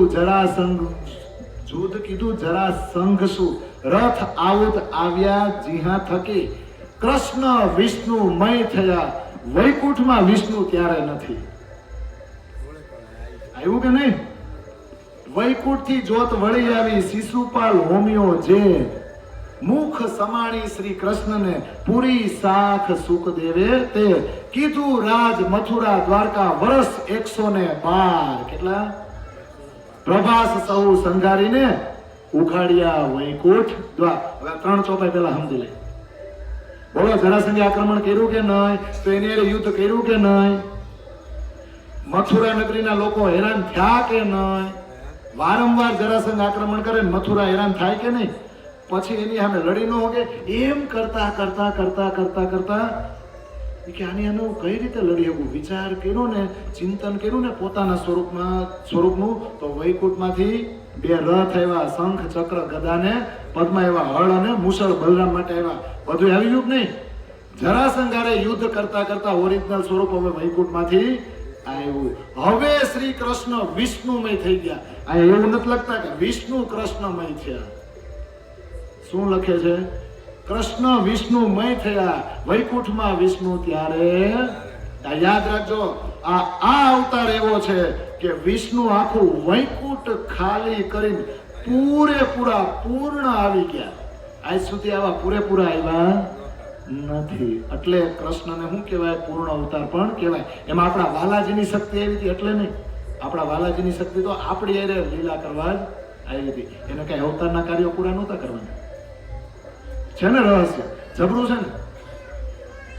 આમાંથી હજી આપણો પ્રણામી આલમ બહાર નથી નીકળતો, હજી તો રાસનું રાસમાં કુમારિકા, એમાં વેદ રૂચા, એમાં પાછલા સાત, એમાં કુમારિકા, આમાં બહાર નથી નીકળ્યા હજી. આપણે કોઈ નથી નીકળ્યા. હારા હારા પૂછ્યો નથી નીકળ્યા. અને વાતો કરે ક્યાં નહીં, ઉખરાજ મેં ક્યાં હો રહા હે.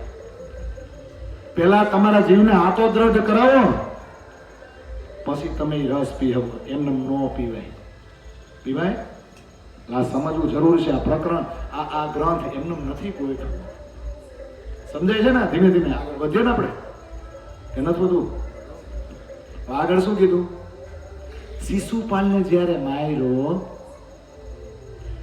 તો શિશુપાલને માર્યો કોણે? કયા સ્વરૂપે માર્યો? દ્વારકાધીશ શ્રી કૃષ્ણ ને રાજસુ યજ્ઞ થતો હતો ને, કૃષ્ણની અગ્રિમ પૂજા થતી હતી ને, શિશુપાલ ગાળ બોલ્યો, એને માર્યો કે નહીં? માર્યો કે નહીં? તો એને મુક્તિ ક્યાંથી મળે? ક્યાં મળે?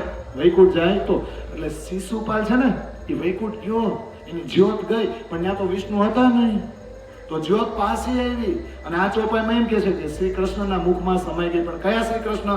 જે દ્વારકાધીશ શ્રી કૃષ્ણ છે, જે પૂરેપૂરા વિષ્ણુ છે ને, એના મુખમાં આવીને સમાઈ ગઈ. અને એની સાક્ષી તો એ કે સુખદેવે ભાગવતમાં એ પૂરી છે. તો ત્યાંથી અવતાર થયો કે નહીં? 13 વર્ષની ઉંમર પછી મથુરામાં જરાસંઘનું આક્રમણ થાય અને વૈકુંઠથી બધી શક્તિ આવે, ત્યારે ત્યાંથી વિષ્ણુનો અવતાર ચાલુ થાય ને 112 વર્ષ સુધી રાજ કરે મથુરા અને દ્વારકામાં. અને છેલ્લે પ્રભાસ પાટણમાં યાદવોનો સંહાર કરાવીને વૈકુંઠના દ્વાર ઉઘડે અને વિષ્ણુની શક્તિ પાછી જાય છે કે નહીં? બોલો, આવી ચોપાઈ બીજે ક્યાં છે? आए जरासंध मथुरा घेरी सही, तब श्री कृष्ण जी को अति चिंता भई, यो याद करते आयो विचार, तब कृष्ण विष्णुमय भये निर्धार, तब वैकुंठ में विष्णु ना कहे, इत 16 कला संपूर्ण भये, या दिन थे भयो अवतार, ये प्रगट वचन देखो विचार. હવે કે नहीं? आउद अपने मंगाई के लिए कई विध झूठ असुरों सो किए, मथुरा द्वारका लीला कर जाए पहुंचे विष्णु वैकुंठ कर. शिशुपाल की जोत वैकुंठे गई, समाई श्री कृष्ण में तीत ना रही. आउद अपने मंगाई के लिए कई विध झूठ असुरों सो किए, मथुरा द्वारका लीला कर जाए पहुंचे विष्णु वैकुंठ घर. आ अवतार ની લીલા થાય કે નહીં?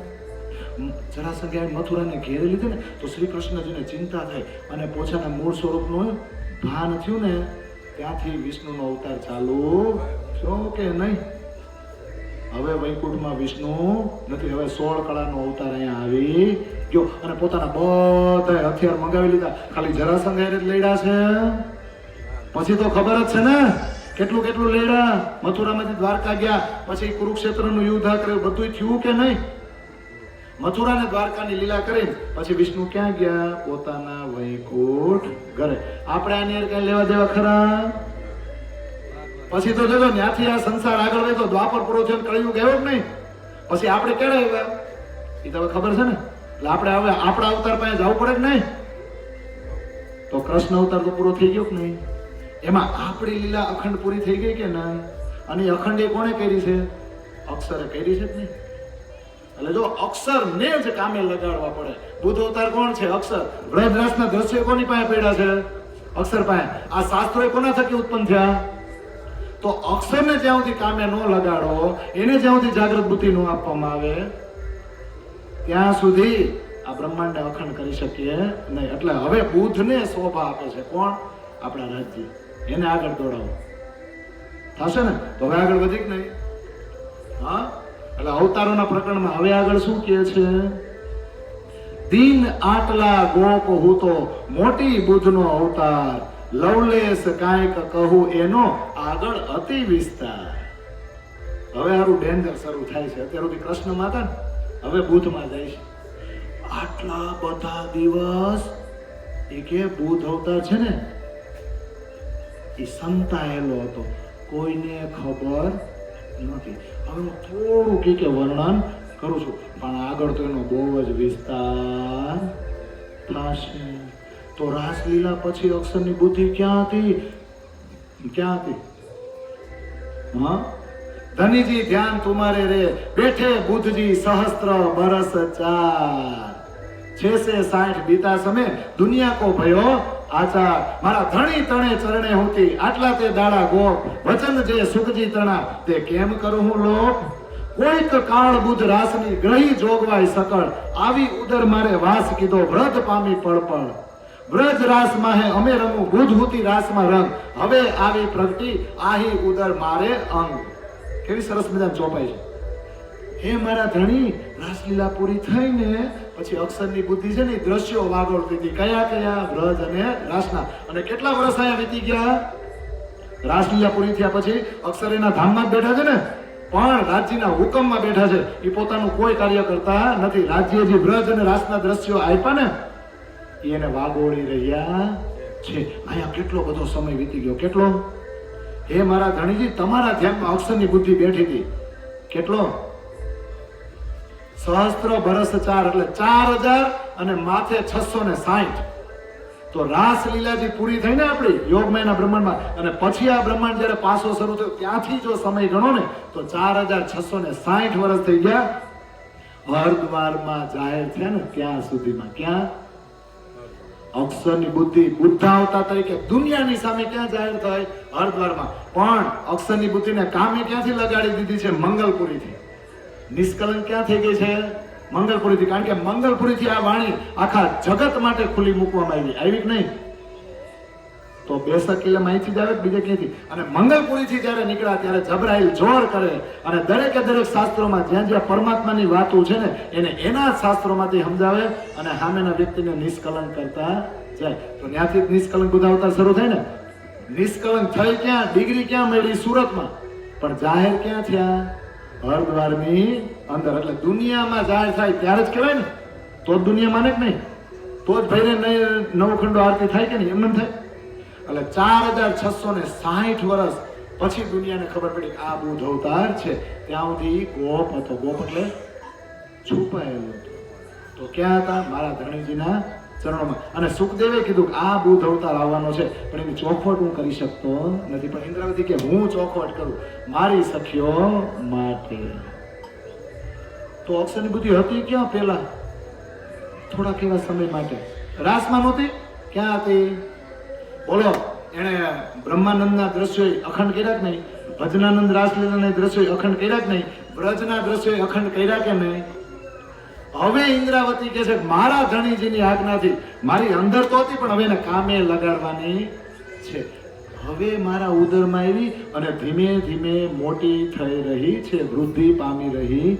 છે વ્રજ રાસમાં અમે રમતા હતા ને ત્યારે અક્ષરની બુદ્ધિ જોવામાં મગ્ન થઈ ગઈ હતી હવે મારી અંદર આવી પ્રગટી મારા અંગમાં બેસી ગઈ છે ચોપાયું કેવી સરસ નથી હા કે નથી ઇન્દ્રાવતી વાલા સંગે ઉદર ફળ ઉત્પન્ન એક બુદ્ધ મોટી અવતરી બીજી તે જોત તારતમ ઇન્દ્રાવતી અને વાલાજી બે ભેગા થઈ ગયા વાલાજી એમ કીધું આપણા ઉદરમાંથી ફળ ઉત્પન્ન થશે ને ઇન્દ્રાવતીના ઉદરમાંથી બધાને દેખાશે એક જાગૃત બુદ્ધિ એટલે તારતમ અને બીજી અક્ષરની બુદ્ધિ બેયને કરો ભેગી એટલે એ થઈ જાય નિષ્કલંક ઇન્દ્રાવતી એના માટે મારો આવેશ તમારી સાથે છે અને જાગૃત બુદ્ધિ એટલે તારતમ જ્ઞાન રૂપી તલવાર હું તમને આપું છું તમે અક્ષરની બુદ્ધિ ઉપર સવાર થઈ જાઓ મારી જાગૃત બુદ્ધિ લઈને એને કહેવાય કલ્કી શું કહેવાય બુદ્ધ ઉપર શું સવાર થાય કલ્કી આ ચર્ચા હારી બહુ હાઈ લેવલની છે હો નો સમજાય તો વાંધો નહીં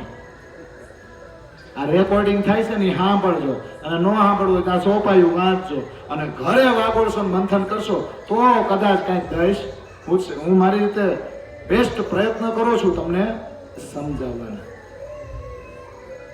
ક્લિયર પણ હવે થોડાક છે ને આપણે સરળ ભાષામાં સમજીએ પ્રકરણ તો આપણે આગળ ચલાવશું બે ચોપાઈ છે કિરણતનની અંદર એમાં આવું આવે જો હે ધની ન જાય કિनको ધૂતિયો આનો અર્થ શું છે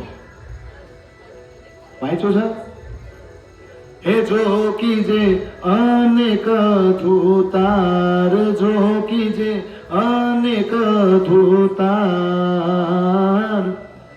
ધની ન જાય કિनको ધૂતિયો સમજાય છે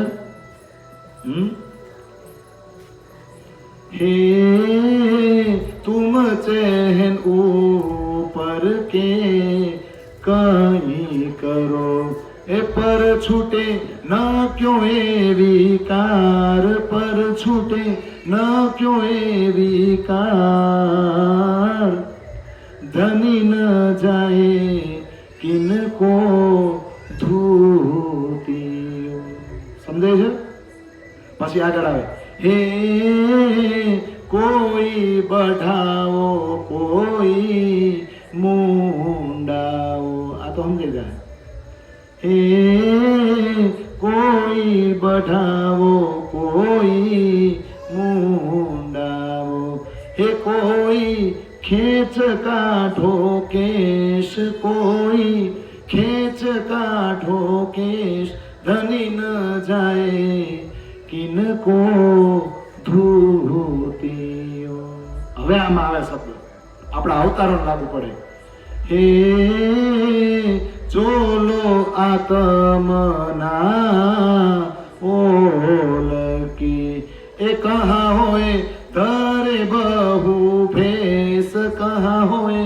ધરે બહુ ભેસ ધની ન જાય કિनको ધૂતિયો આપણો ધણી એને આપણે દગો કરવો હોય અને છેતરવો હોય તો તમે એને ધૂતી શકો તમે એને રમાડી શકો અરે ગમે એવી ચાલાકી કરો ને જો કીધે અનેક ધૂતાર એટલે ગમે એવા રસ્તા અપનાવો ને છેતરવાના પણ ઈવડો એ છેતરાય નહીં ઉપરથી ભલે ને તમે પવિત્ર થાવ 10 વાર સ્નાન કરો હારા હારા કપડા પહેરો પણ અંદરથી મનની મલિનતા ન જાય અને વિકાર ન જાય તો ઉપરથી આ બધું કરવાથી એટલે કર્મકાંડ કરવાથી કાંઈ થાય નહીં વિકાર કોઈ પણ રીતે છૂટતો નથી અને હવે જો કેવું કે કોઈ વાળ વધારે ફેશનના વધારે વાંધો નહીં પણ તમને ઇમોશનલ બ્લેકમેલ કરવા વધારે તમે કોણ છે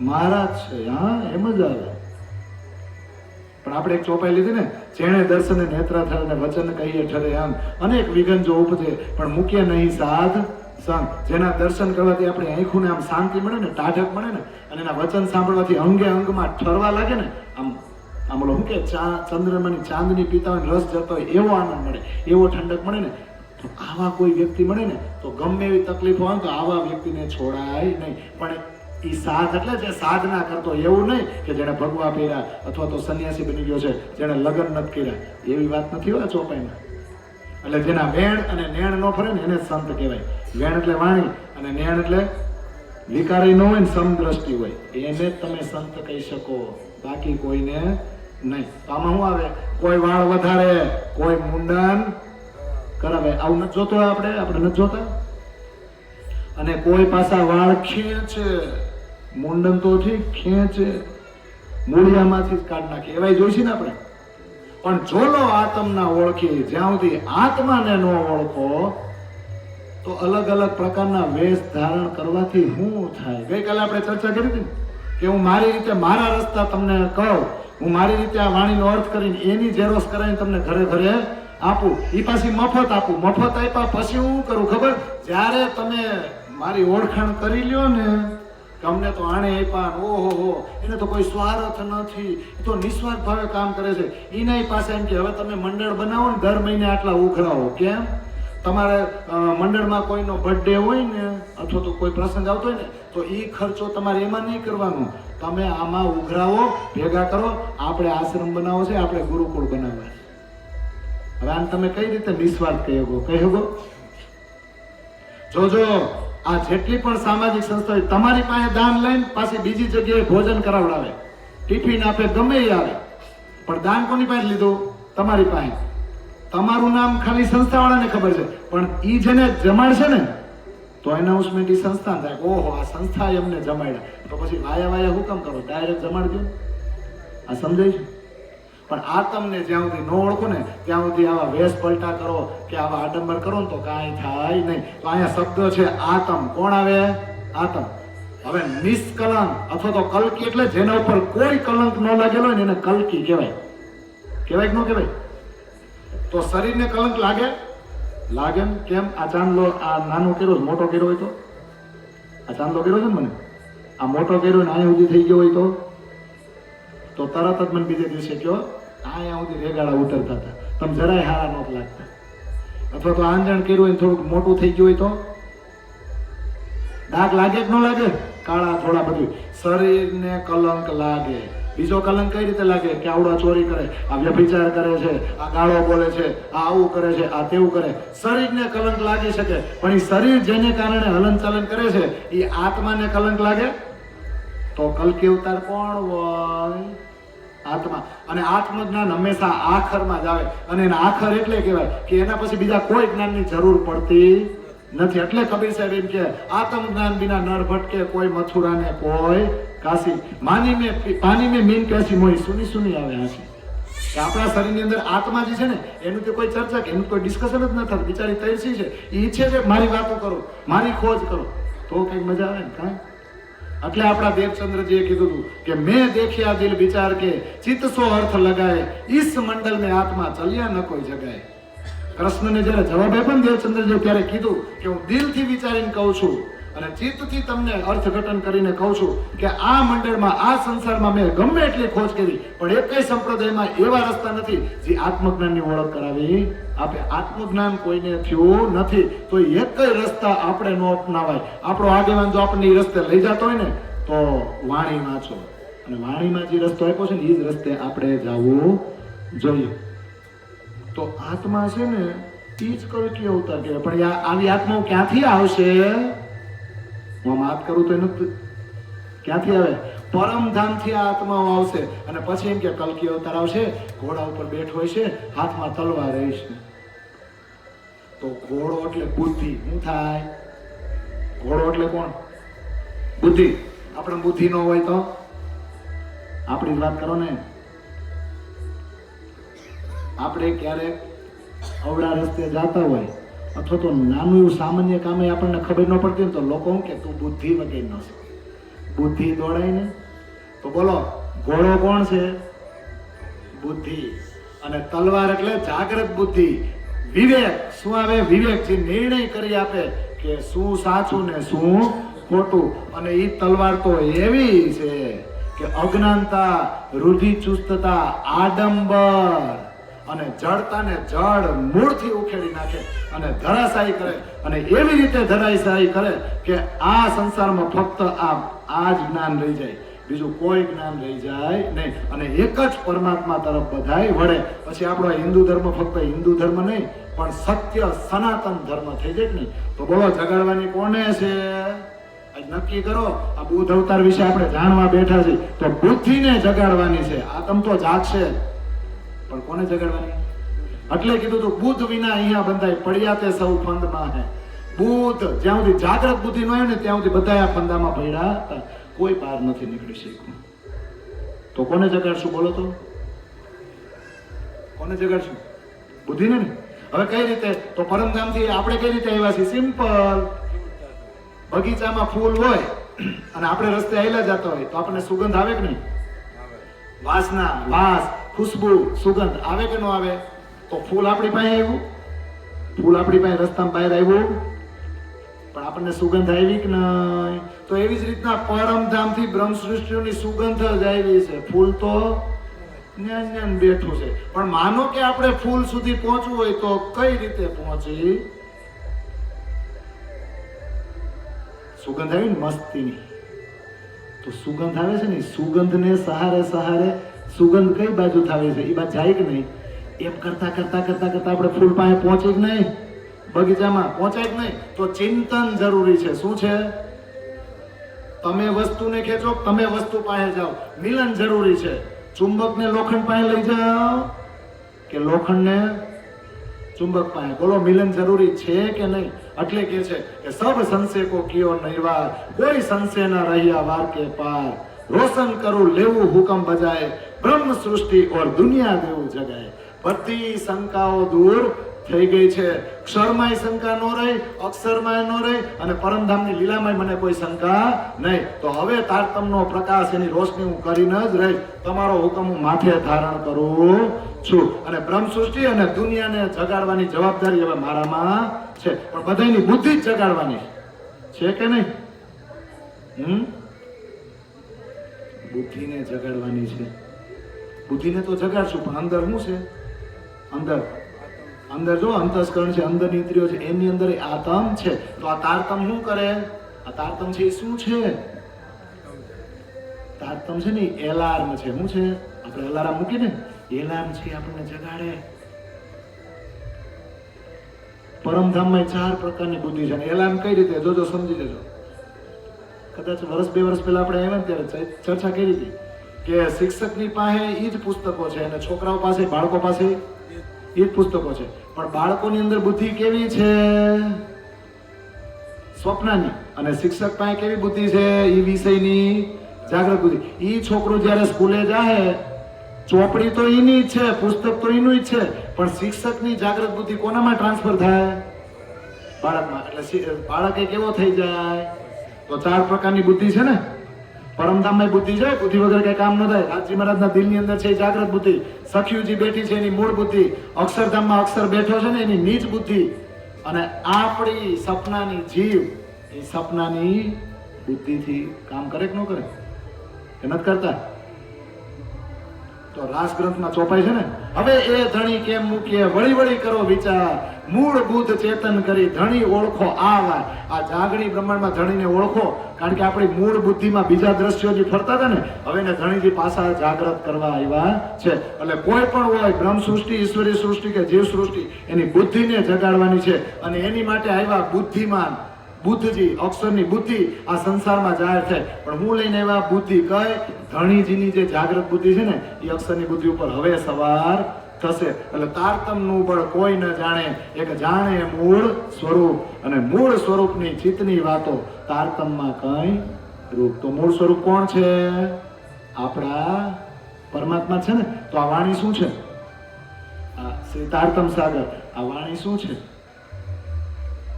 શું છે? દર્શન છે. દર્શન એટલે દેખાડવાળો, જેના માધ્યમથી જોઈ શકાય.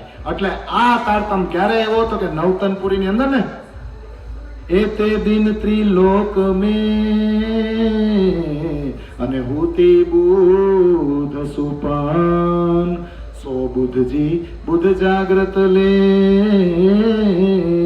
હે સખી પ્રગટે પૂરી નવતન બ્રહ્મ સૃષ્ટિ લીજીઓ સૈયા. એટલે તારતમ આવ્યો, બુધ અવતાર ત્યાંથી સવાર થયો, પણ નિષ્કલંક ક્યારે થાય? તો કે ઈ દેવચંદ્રજી ની અંદરની શક્તિ જયારે મહામતી પ્રાણનાજી ની અંદર ગઈ અને દેવચંદ્રજી હુકમથી કાર્ય કરતા હતા, ઈ જ કાર્ય જયારે પ્રાણનાજી ના હાથમાં આવ્યું, ત્યારે જયારે બહાર ગયા ઘરે ઘરે જગાડવા, ત્યારે એને એના જ શાસ્ત્રોમાંથી સમજાવશે. એટલે એ શાસ્ત્રો કેવા થતા જાય? કલંક વગરના. મારા શાસ્ત્રોમાં લખેલું હતું પણ મને ખબર નહોતી. ત્યાં સુધી મારા શાસ્ત્રો ને મને બેયને કલંક લાગેલો હતો. પણ મેં આ વાણીનો સંગ કર્યો ને, તો એની આ વાણીની ચોપાઈએ મને મારા શાસ્ત્રમાંથી સમજાવી દીધું. તો નિષ્કલંક થઈ જાય કે નહીં? તો જ્યાં સુધી તારતમ ન થયું ને ત્યાં સુધી સપનાની બુદ્ધિ કામ કરતા હતા. પણ તારતમ આવ્યા અને ઘરે ઘરે જાગણી કરવા નીકળ્યા એટલે નિષ્કલંક બુદ્ધ અવતાર થઈ જાય કે ન થઈ જાય? થઈ ગયા ને? આગળ વધીએ ને, થોડુંક હું હાઈ લેવલ લઉં છું, પણ ભલે લઈ આમાં આગળ વધતા જવાનું છે આપણે. હવે એક વસ્તુ વિચારીએ, આપણે ગાડીમાં બેઠા હોય તો ગાડી હાકે કોણ? આપણે નથી ચલાવતા. સપોઝ તો ડ્રાઈવર છે. કોણ? તો કોને જાગવું પડે ગાડી હાકતા હાકતા? ગાડી ચલાવતા ચલાવતા કોને જગાડતો રાખવો પડે? માલિક ભલે ને હોઈ જાય, પણ માલિકને સંપૂર્ણ વિશ્વાસ કોના ઉપર હોય? પોતાના કરતા. તો જો ડ્રાઈવર રાખ્યો ને એટલે એકદમ કેવો નિશ્ચિંત થઈ જાય. પોતે પેપર વાંચતો હોય, કામ વાંચતો હોય, ભૂઈ જાય, જોલું કરી લે. પણ એક આંખનું મટકું માર્યા વગર કોને સતત જાગવું પડે? તો આ ડ્રાઈવરને જ શું કહેવાય? આપણી ભાષામાં જૂના જમાનામાં કહીએ તો સારથી, પણ ઉપનિષદની ભાષામાં તમે કહો ને તો એને કહેવાય બુદ્ધિ. એટલે બુદ્ધિને જ જગાડવી પડે. બુદ્ધિ જાગશે તો આખા વિશ્વને જગાડશે. એટલે આ વાણી છે ને એ બુદ્ધિને જગાડે છે. પણ પ્રેમનો પ્યાલો કોણ પીશે? આત્મા. જેવી રીતે ચલાવે છે કોણ ગાડી? ડ્રાઈવર. પણ પોકશે કોણ? પહોંચવાનો આનંદ કોને આવશે? હવે ડ્રાઈવરને તો પાછો એમ કે હાલે પાછો વળવાનું, તો પાછો જાય. એને આનંદ ન હોય. એક તો એને જાગતું રહેવાનું, કામ કરવાનું, અને આનંદ કોને મળે? તો પ્રેમનો પ્યાલો પીવાની અધિકારી કોણ છે? આત્મા. અને એ આત્માને રાજ્ય કીધું મેં તો તને જોવા મોકલી છે, ફરવા મોકલી છે, તો જલસા કે ને ટેન્શન હું કામ લેશો? થાય ને, હું તો તને પ્રેમનો પ્યાલો પીવડાવું છું. પીવડાવે છે કે નહીં? આ સચ્ચિદાનંદમય સ્વરૂપ, પ્રેમરૂપી સ્વરૂપ તને સ્વરૂપ સુંદર સનુકૂળ આપી દીધું. બસ પ્રેમમાં ઓતપ્રોત થઈ જાય ને. એટલે આપણે શું પીવાનું? આ ભૂત અવતારથી આપણને તો ઓળખાતી ગઈ, પણ આપણે શું કરવા આવ્યા છે? પીવા. પણ ધંધે કોને લગાડવાના? અક્ષરની બુદ્ધિને જ. એટલે ઓલી ચોપાયું છે ને ખિલવતમાં, સાકી પિલાવે શરાબ રૂહે પ્યાલે લીજીએ, હક ઇસક કાયાબ જો ભર ભર પ્યાલે પીજીએ, हक आशिक रूहन का इन ईसक का आब जो, इन आब में जो स्वाद है ये रस जाने पीवन वाले, कहीं रस इन शराब में जो पीलावत सुभान, मस्त पिलावत कायम महेर कर मेहरबान. कोने पीवડાવે છે? रूहे नींद से जगाय के पिलावत प्याले फूल, मुंह पकड़ता रूह के देत कायम सुख सनकूल. આપણા ધણીજી તો આપણને પરમધામનો રસ પીવડાવવા જ આવ્યા છે. પણ ધંધે કોને લગાડવાના? જે આપણે બુદ્ધ અવતાર કહી છે ને, અક્ષરની બુદ્ધિ, એની જાગૃત બુદ્ધિ આપો. કારણ કે એના થકી શાસ્ત્ર ઉત્પન્ન થયા છે. તો કલંક એના થકી લાગેલો છે, નિષ્કલંક એના થકી જ કરતા જવાના છે. તો આટલું સમજાઈ ગયું. હવે આપણે પ્રકરણ ઉપર જ જઈને હજી 20 મિનિટ જ લેવાનું છે. 11 વાગે આપણું પૂરું થઈ જશે. તો ચોપાઈમાં આગળ વધીએ કે નહીં? તો અંગ મારે સંગ પામી મેં દીધું તારતમ બળ, તે બળ લઈ વૈરાટ પ્રસરી બ્રહ્માંડ થાશે નિર્મળ. ભૂત તારતમ લઈ કરી પસરી વૈરાટને અંગ, અક્ષરને એની વિધે હૃદય ચડ્યો અધિકો રંગ.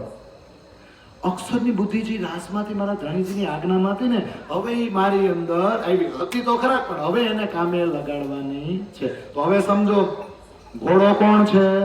અક્ષરની બુદ્ધિ. એની ઉપર સવાર કોણ છે?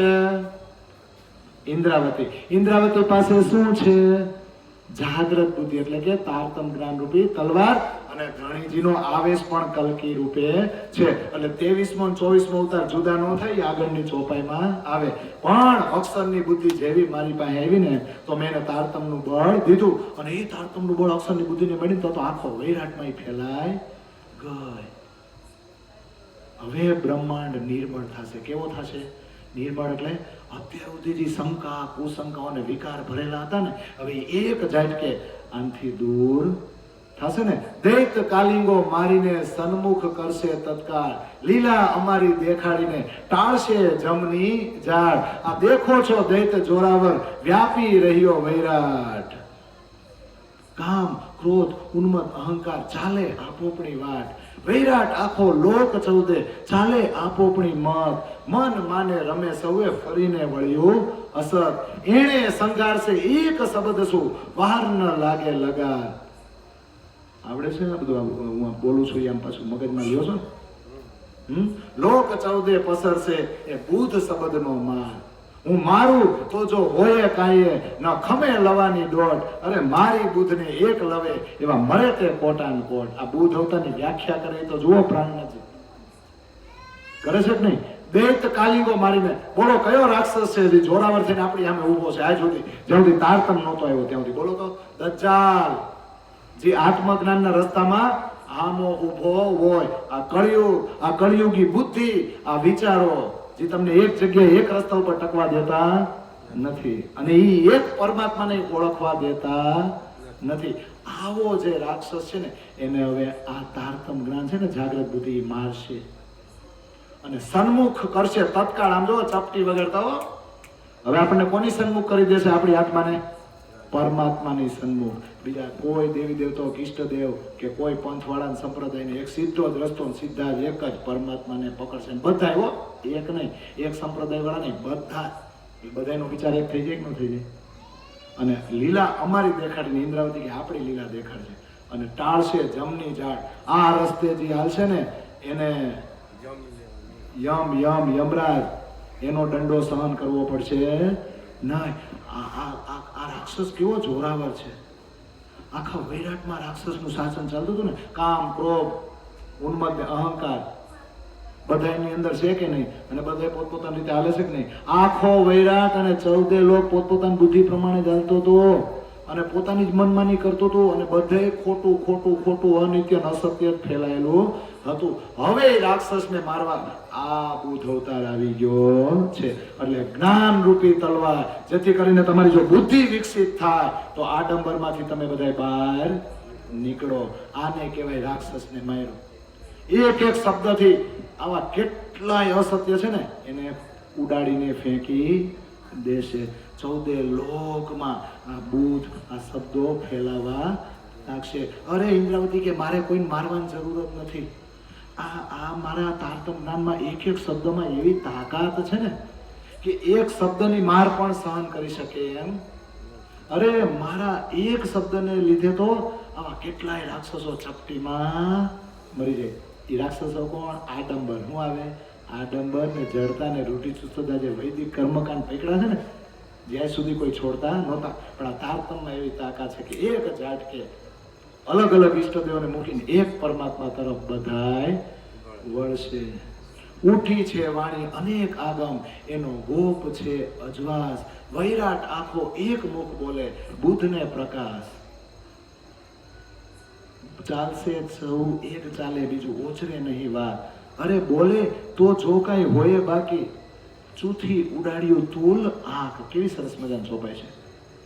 ઉઠી છે વાણી અનેક આગમ એટલે આ બુદ્ધ અવતારની તો ભલ ભલા પહેલેથી વાટ જોતા હતા. કેટલી આગમ વાણી બોલાઈ ગઈ આ બુદ્ધ અવતાર માટે. આ બુદ્ધ અવતાર આવશે, આ આવશે ત્યારે આમ થાય, આ આવશે ને ત્યારે બધાને મોક્ષ મળશે. પણ એનું અજવાળું અત્યાર સુધી છુપાયેલું હતું, ગુપ્ત હતું. હવે આવ્યા ને તો આખો વૈરાટ એક મુખ બોલે એટલે બધાની વાણી હવે એક થઈ જશે. બુદ્ધને પ્રકાશ એટલે બુદ્ધથી આ તારતમનો પ્રકાશ જ એવો થાય કે કોઈના માટે પરમાત્મા અલગ રહેશે નહીં. બધા એક થઈ જશે અને એક જ ધર્મની નીચે બધાય આવી જશે. ચાલશે સહુ એક ચાલે, બીજું ઓચરે નહીં વાક. વાક એટલે બીજું વચન કોઈ બોલશે જ નહીં. કારણ કે આણે બધાના વિકાર દૂર કરી દીધા, શંકાઓ દૂર કરી દીધા. તો પછી એક જ પ્રકારના રસ્તે ચાલવા મળશે કે નહીં બધાય? અને કોઈને કઈ બોલવા જેવું જ નહીં રહેવા દે આ બુદ્ધ અવતાર. કારણ કે શંકા હોય તો કઈ પૂછે ને. ચૂથી ઉડાડ્યો તુલ આંખ એટલે આજ સુધી જે અજ્ઞાનતા ફેલાયેલી હતી ને એને આંકડાના રૂની જેમ જળ મૂળથી ઉખેડી નાખ્યું. આ સંસાર ખોટો છે ને એવું સાબિત કરી દીધું. કોણે કરી દીધું? તો હવે એ વચન કહું કેટલા એનો આગળ થશે વિસ્તાર. મારે સંગ આવી એ નિધ પામી એ નિરાકારને પાર. પાર બુદ્ધ પામ્યા પછી એનો માન મોટો થશે. અક્ષર ખીણ નવ મૂકે અળગી, મારી સંગતે એમ સુધર છે અને મારી સંગતે એમ સુધરી. બુદ્ધ મોટી થઈ ભગવાન, સત સ્વરૂપ જે અક્ષર મારે સંગ પામે ઠામ. આ અક્ષર અને અક્ષરાતીત વચ્ચેનો ડિફરન્સ બતાવે છે કે આજ સુધી જે અક્ષરને ખબર નહોતી ને એ અક્ષરાતીત એને હવે આપી દીધું. એને નિષ્કલંક બનાવીને આ સંસાર માટે. થાય કે ન થાય? ચોપાયું સમજ્યા? હું બોલ્યો છું ગુજરાતીમાં છે કે હિન્દીમાં? તો હવે આગળ કઈ વચન કહેવાની જરૂર રહે એવું પ્રાણનાથી કહે છે. આગળ તો બહુ વિસ્તાર થવાનો છે. પણ આ બુદ્ધ અક્ષરની બુદ્ધિ મારી પાસે આવી ને તો એને રંગમોહનની સંપત્તિ મળી કે ન મળી? તો મારા રંગમોહનની જાગૃત બુદ્ધિ એને મળી ને તો આ દુનિયામાં છે ને એનું માન વધી જાય કે નહીં? પછી માન વધતું હોય તો એ બુદ્ધિ અક્ષર મૂકે. અરે મારી સંગતે સુધરી. કોણ કહે? ઇન્દ્રાવતી. અરે આ જાગૃત બુદ્ધિ મળી ને અક્ષરની રંગમોહનમાં એન્ટ્રી મળી કે ન મળી? તો મારી સંગતે ભગવાનની બુદ્ધિ સુધરી ગઈ અને મારા અખંડ ઘર રંગમોલમાં એને એન્ટ્રી મળી ગઈ કે નહીં? આ ચોપાયું કે છો, હું નથી કહેતો. પણ હવે આગળ આવે. અવતાર જે ને કલંકનો તે અશ્વ અધૂરો રહ્યો, પુરુષ દીઠો નહીં નેણે, તુરીને કલંકી તો કહ્યો. અવતાર આ બુદ્ધના પછી હવે બીજો તે થાય કેમ? વિકાર કાઢી સહુ વિશ્વના, સહુ કીધા અવતારના જેમ. અરે અવતારથી પણ ઉત્તમ થયા, ત્યાં અવતારનું શું કામ? કીધો સરવાળો સહુનો, અહીંયા બીજું ન રાખ્યું નામ. કેવી સરસ મજાની ચોપાઈ છે. અવતાર જે ને કલંકનો, ભાગવત છેલ્લું શાસ્ત્ર ને, ભાગવત બધાનો સાર કે નહીં? તો સુખદેવ મુનિએ બધાય અવતારનું વર્ણન કર્યું ને. પણ આમાં શું કે છે? આ નિષ્કલંક જે અવતાર છે ને, એના વિશે એવું કહેવાય છે કે એક ઘોડો છે અને ઘોડાના 3 પગ નીચે છે ને 1 પગ ઊંચો છે, અને ઘોડા ઉપર કોણ બેઠું છે ને એ દેખાતો નથી, એટલે આને કલંકિત કહ્યો છે. પણ એની ઉપર કોઈ જયારે બેસી જશે ને 4થો પગ નીચે મૂકી દેશે ને ત્યારે નિષ્કલંક થઈ જશે. પણ લોકો તો જાહેરી ઘોડો જોવે, જાહેરી એની ઉપર કોણ સવાર છે એ જોવે ને. પણ આપણે શું સમજવાનું? આ 4 વેદો છે ને 4 પગ છે. ઘોડો છે અક્ષરની બુદ્ધિ. 4 વેદ કયા? ઋગ્વેદ, સામવેદ, યજુર્વેદ. અને અથર્વવેદમાં પરમાત્મા વિશે સાક્ષી છે, પણ એ કોઈ સમજી શકતું નથી ને, એટલે 1 પગ ઊંચો. પછી ધર્મ, અર્થ, કામ અને મોક્ષ, આ 4 પદ છે. ધર્મ, અર્થ અને કામની ખબર પડી જાય, પણ મોક્ષની ખબર પડતી નથી, એટલે 1 પગ ઊંચો છે. પછી કર્મ, ઉપાસના, જ્ઞાન અને વિજ્ઞાન. તો કર્મ, ઉપાસના અને જ્ઞાન વેદોમાંથી ખબર પડે, વિજ્ઞાનની ખબર પડતી નથી. અને શરીયત, તરીકત, હકીકતને મારફત. તો શરીયત, તરીકત ને હકીકતની ખબર પડે છે, પણ મારફત કોઈ સમજી શકતું નથી, એટલે ઘોડાનો 1 પગ ઊંચો. પણ રાજજી મહારાજનો આવેશ જો કલકી રૂપે સવાર થઈ જાય અને જાગ્રત બુદ્ધિ આવી જાય તો ઘોડો પગ નીચે મૂકી દે. એટલે જેટલા પણ વેદ કતે ગ્રંથો છે ને, એમાં એકવાર તારતમ રૂપી ચાવી લાગી જાય ને, તો એમાંથી પરમાત્માના રહસ્યો બહાર આવે કે નહીં? તો બોલો, આ બુદ્ધ અવતાર પછી હવે બીજો કોઈ અવતાર થાય? કલ્કીની વાત જોવાય. 23મો બુદ્ધ અને 24મો કલ્કી. પણ 23મો 24મો ભેગા છે, એટલે એને શું કહેવાય? નિષ્કલંક બુદ્ધા અવતાર. કેમ? બધાની અંદરથી વિકારો કાઢ નાખ્યા. જે જુદાપણું હતું ને, નાનું મોટું હતું ને, ઊંચ નીચ હતી ને, બધી કાઢ નાખી. જે બધા કન્ફ્યુઝ હતા, મૂંઝવણમાં હતા ને કે કોણ મોટું, તો આને કહી દીધું 1 જ મોટું અને અહીંયા જ છે. એને પકડો તો જ મોક્ષ મળશે કે ન મળે? તો બધાના વિકાર કાઢ્યા અને બધાને પોતાના જેવા બનાવી દીધા. અરે ભાઈ, આ તો અવતારથી નહીં ઉત્તમ છે. વિષ્ણુના અવતારને સાઈડમાં મૂકો. તો હવે અવતારનું કઈ કામ ખરું તમારે? બધાનો સરવાળો તારતમ વાણીમાં આવી ગયો કે નહીં? તો બુદ્ધ અને કલ્કી જુદા જુદા નામ રાખવાના કે એક જ નામ રાખી દેવાનું? નિષ્કલંક બુદ્ધા અવતાર. અને કુરાન પ્રમાણે કહી તો એ શું કે? ઇમામ મહેંદી. કે બીજું કઈ કે? હા, પૈયા દેખાડ્યા પારના, અવિચળ ભાન ઉદય થયો, તિહા અજ્ઞા અવતારમાં અજવા સિંહા સો રહ્યો. કેટલું સરસ મજાનું ચોપાય છે. પાર થી પાર, નિરાકાર કે પાર થે, 3 પાર કે ભી પાર. જો પરમધામ સુધીના પગથિયા બતાવી દીધા હોય તો આ જે સૂર્ય ઉગ્યો એ કેવો છે? આજે સૂર્ય ઉગ્યો કેવો છે? અખંડ. અવિચળ એટલે અખંડ ભાન, એટલે સૂર્ય ઉદય થયો કે નહીં? તો આ જે જ્ઞાન આવ્યું એની સામે અત્યાર સુધી જેટલા જ્ઞાન આવ્યા ને, જેટલા અવતારી પુરુષો આવ્યા, એનો પ્રકાશ ટમટમિયા બલ્બ જેવો થઈ ગયો ને. સિરીઝ ગોઠવું ને, સિરીઝનું એક નાનું ટમટમિયું હોય, એનો પ્રકાશ અને આ ફોક્સનો પ્રકાશ. આ ફોક્સ ચાલુ થાય પછી ટમટમિયું તમે ચાલુ રાખો, આ તો ફોક્સ આવી ગયો મોટો. હવે ટમટમિયા બંધ કરી દો. તો આજ્ઞા હોય ને, આજ્ઞા ક્યાં હોય? ખેતરમાં, જંગલમાં આજ્ઞા આવે. ખબર? નાનું કીટક ત્યાં મૂડે એટલે ખબર પ્રકાશ થાય, પણ એનું અંજવાળું કેટલું થાય? તો આગળના જેટલા અવતારને અવતારી પુરુષો થયા, જે જ્ઞાન આવ્યું ને, એ કેવું છે?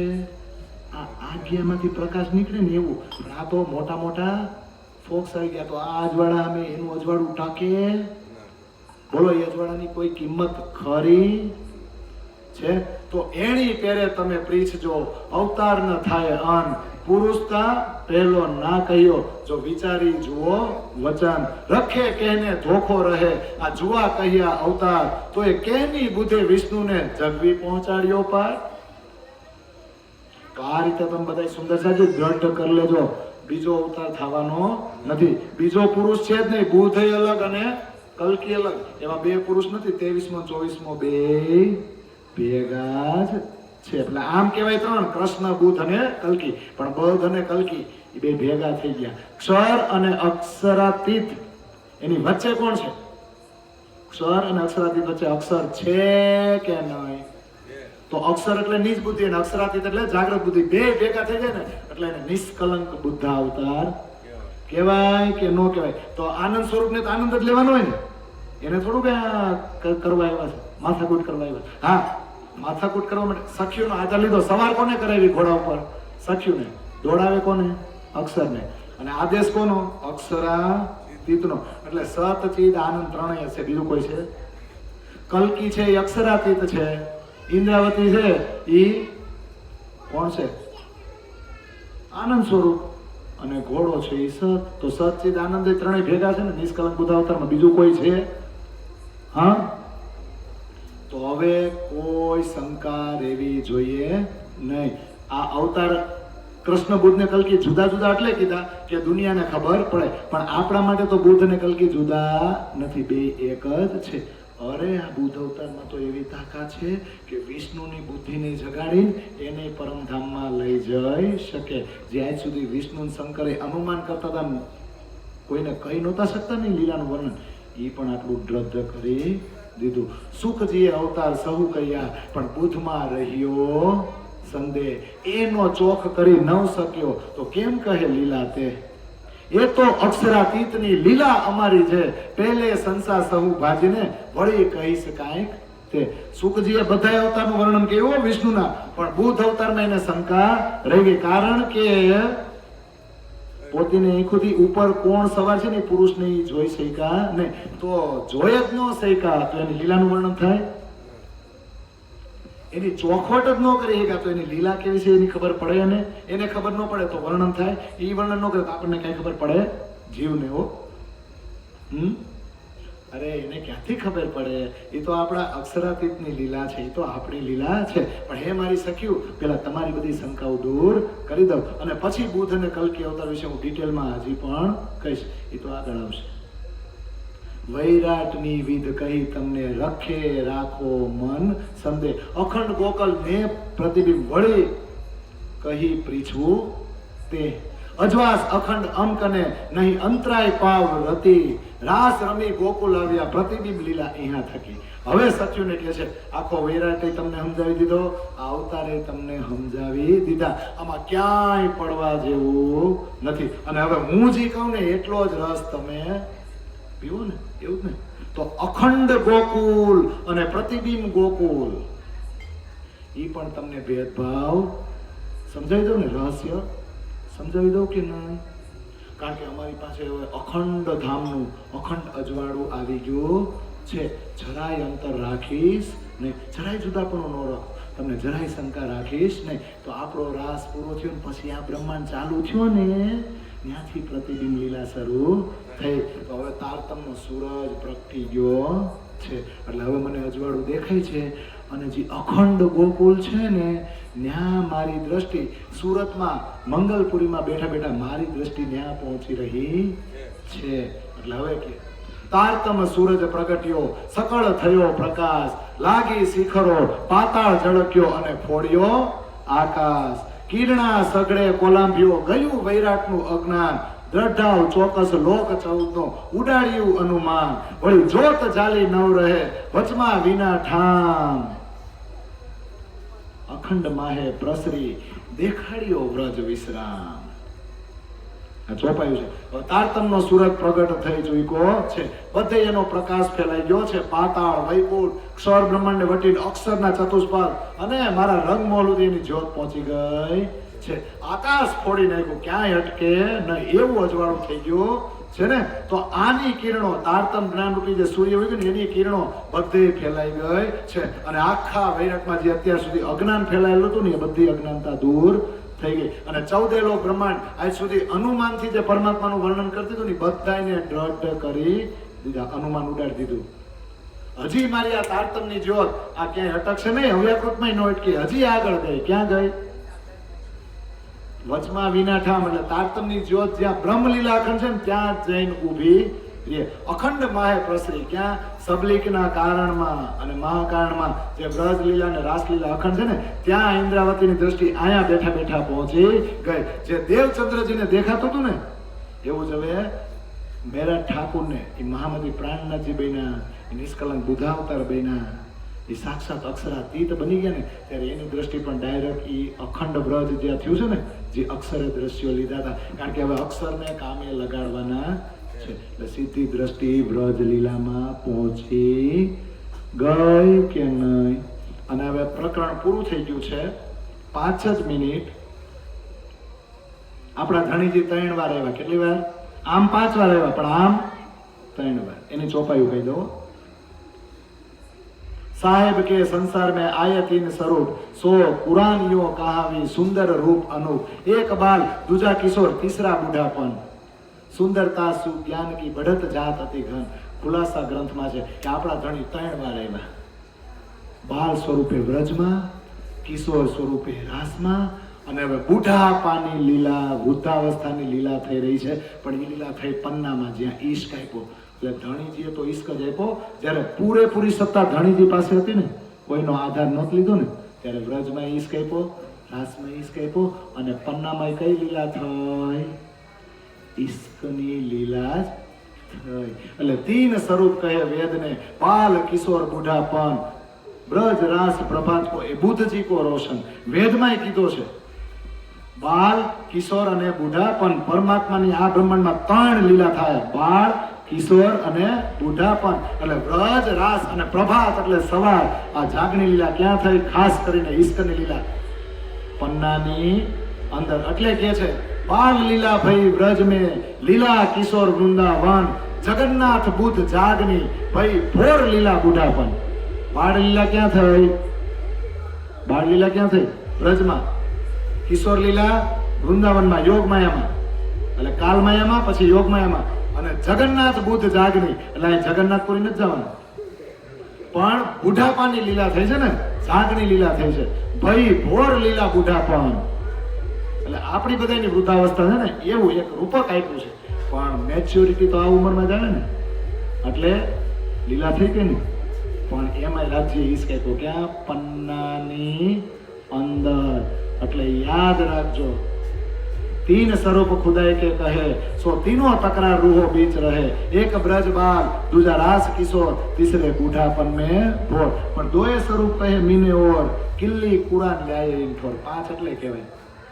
આપણે ધણી તો 3 વાર જ આવ્યા. 3 ટુકડામાં આપણે રહ્યા કે નહીં? વ્રજમાં આપણે પેલા પહોંચી ગયા હતા કે નહીં? એ રાતે 12:30 આવ્યા ને આપણે સવારે આવ્યા. રાસમાં, યોગમાં અમે પેલા પહોંચી ગયા હતા ને, આ તો વેણુનાથ કર્યો પછી આપણે ગયા.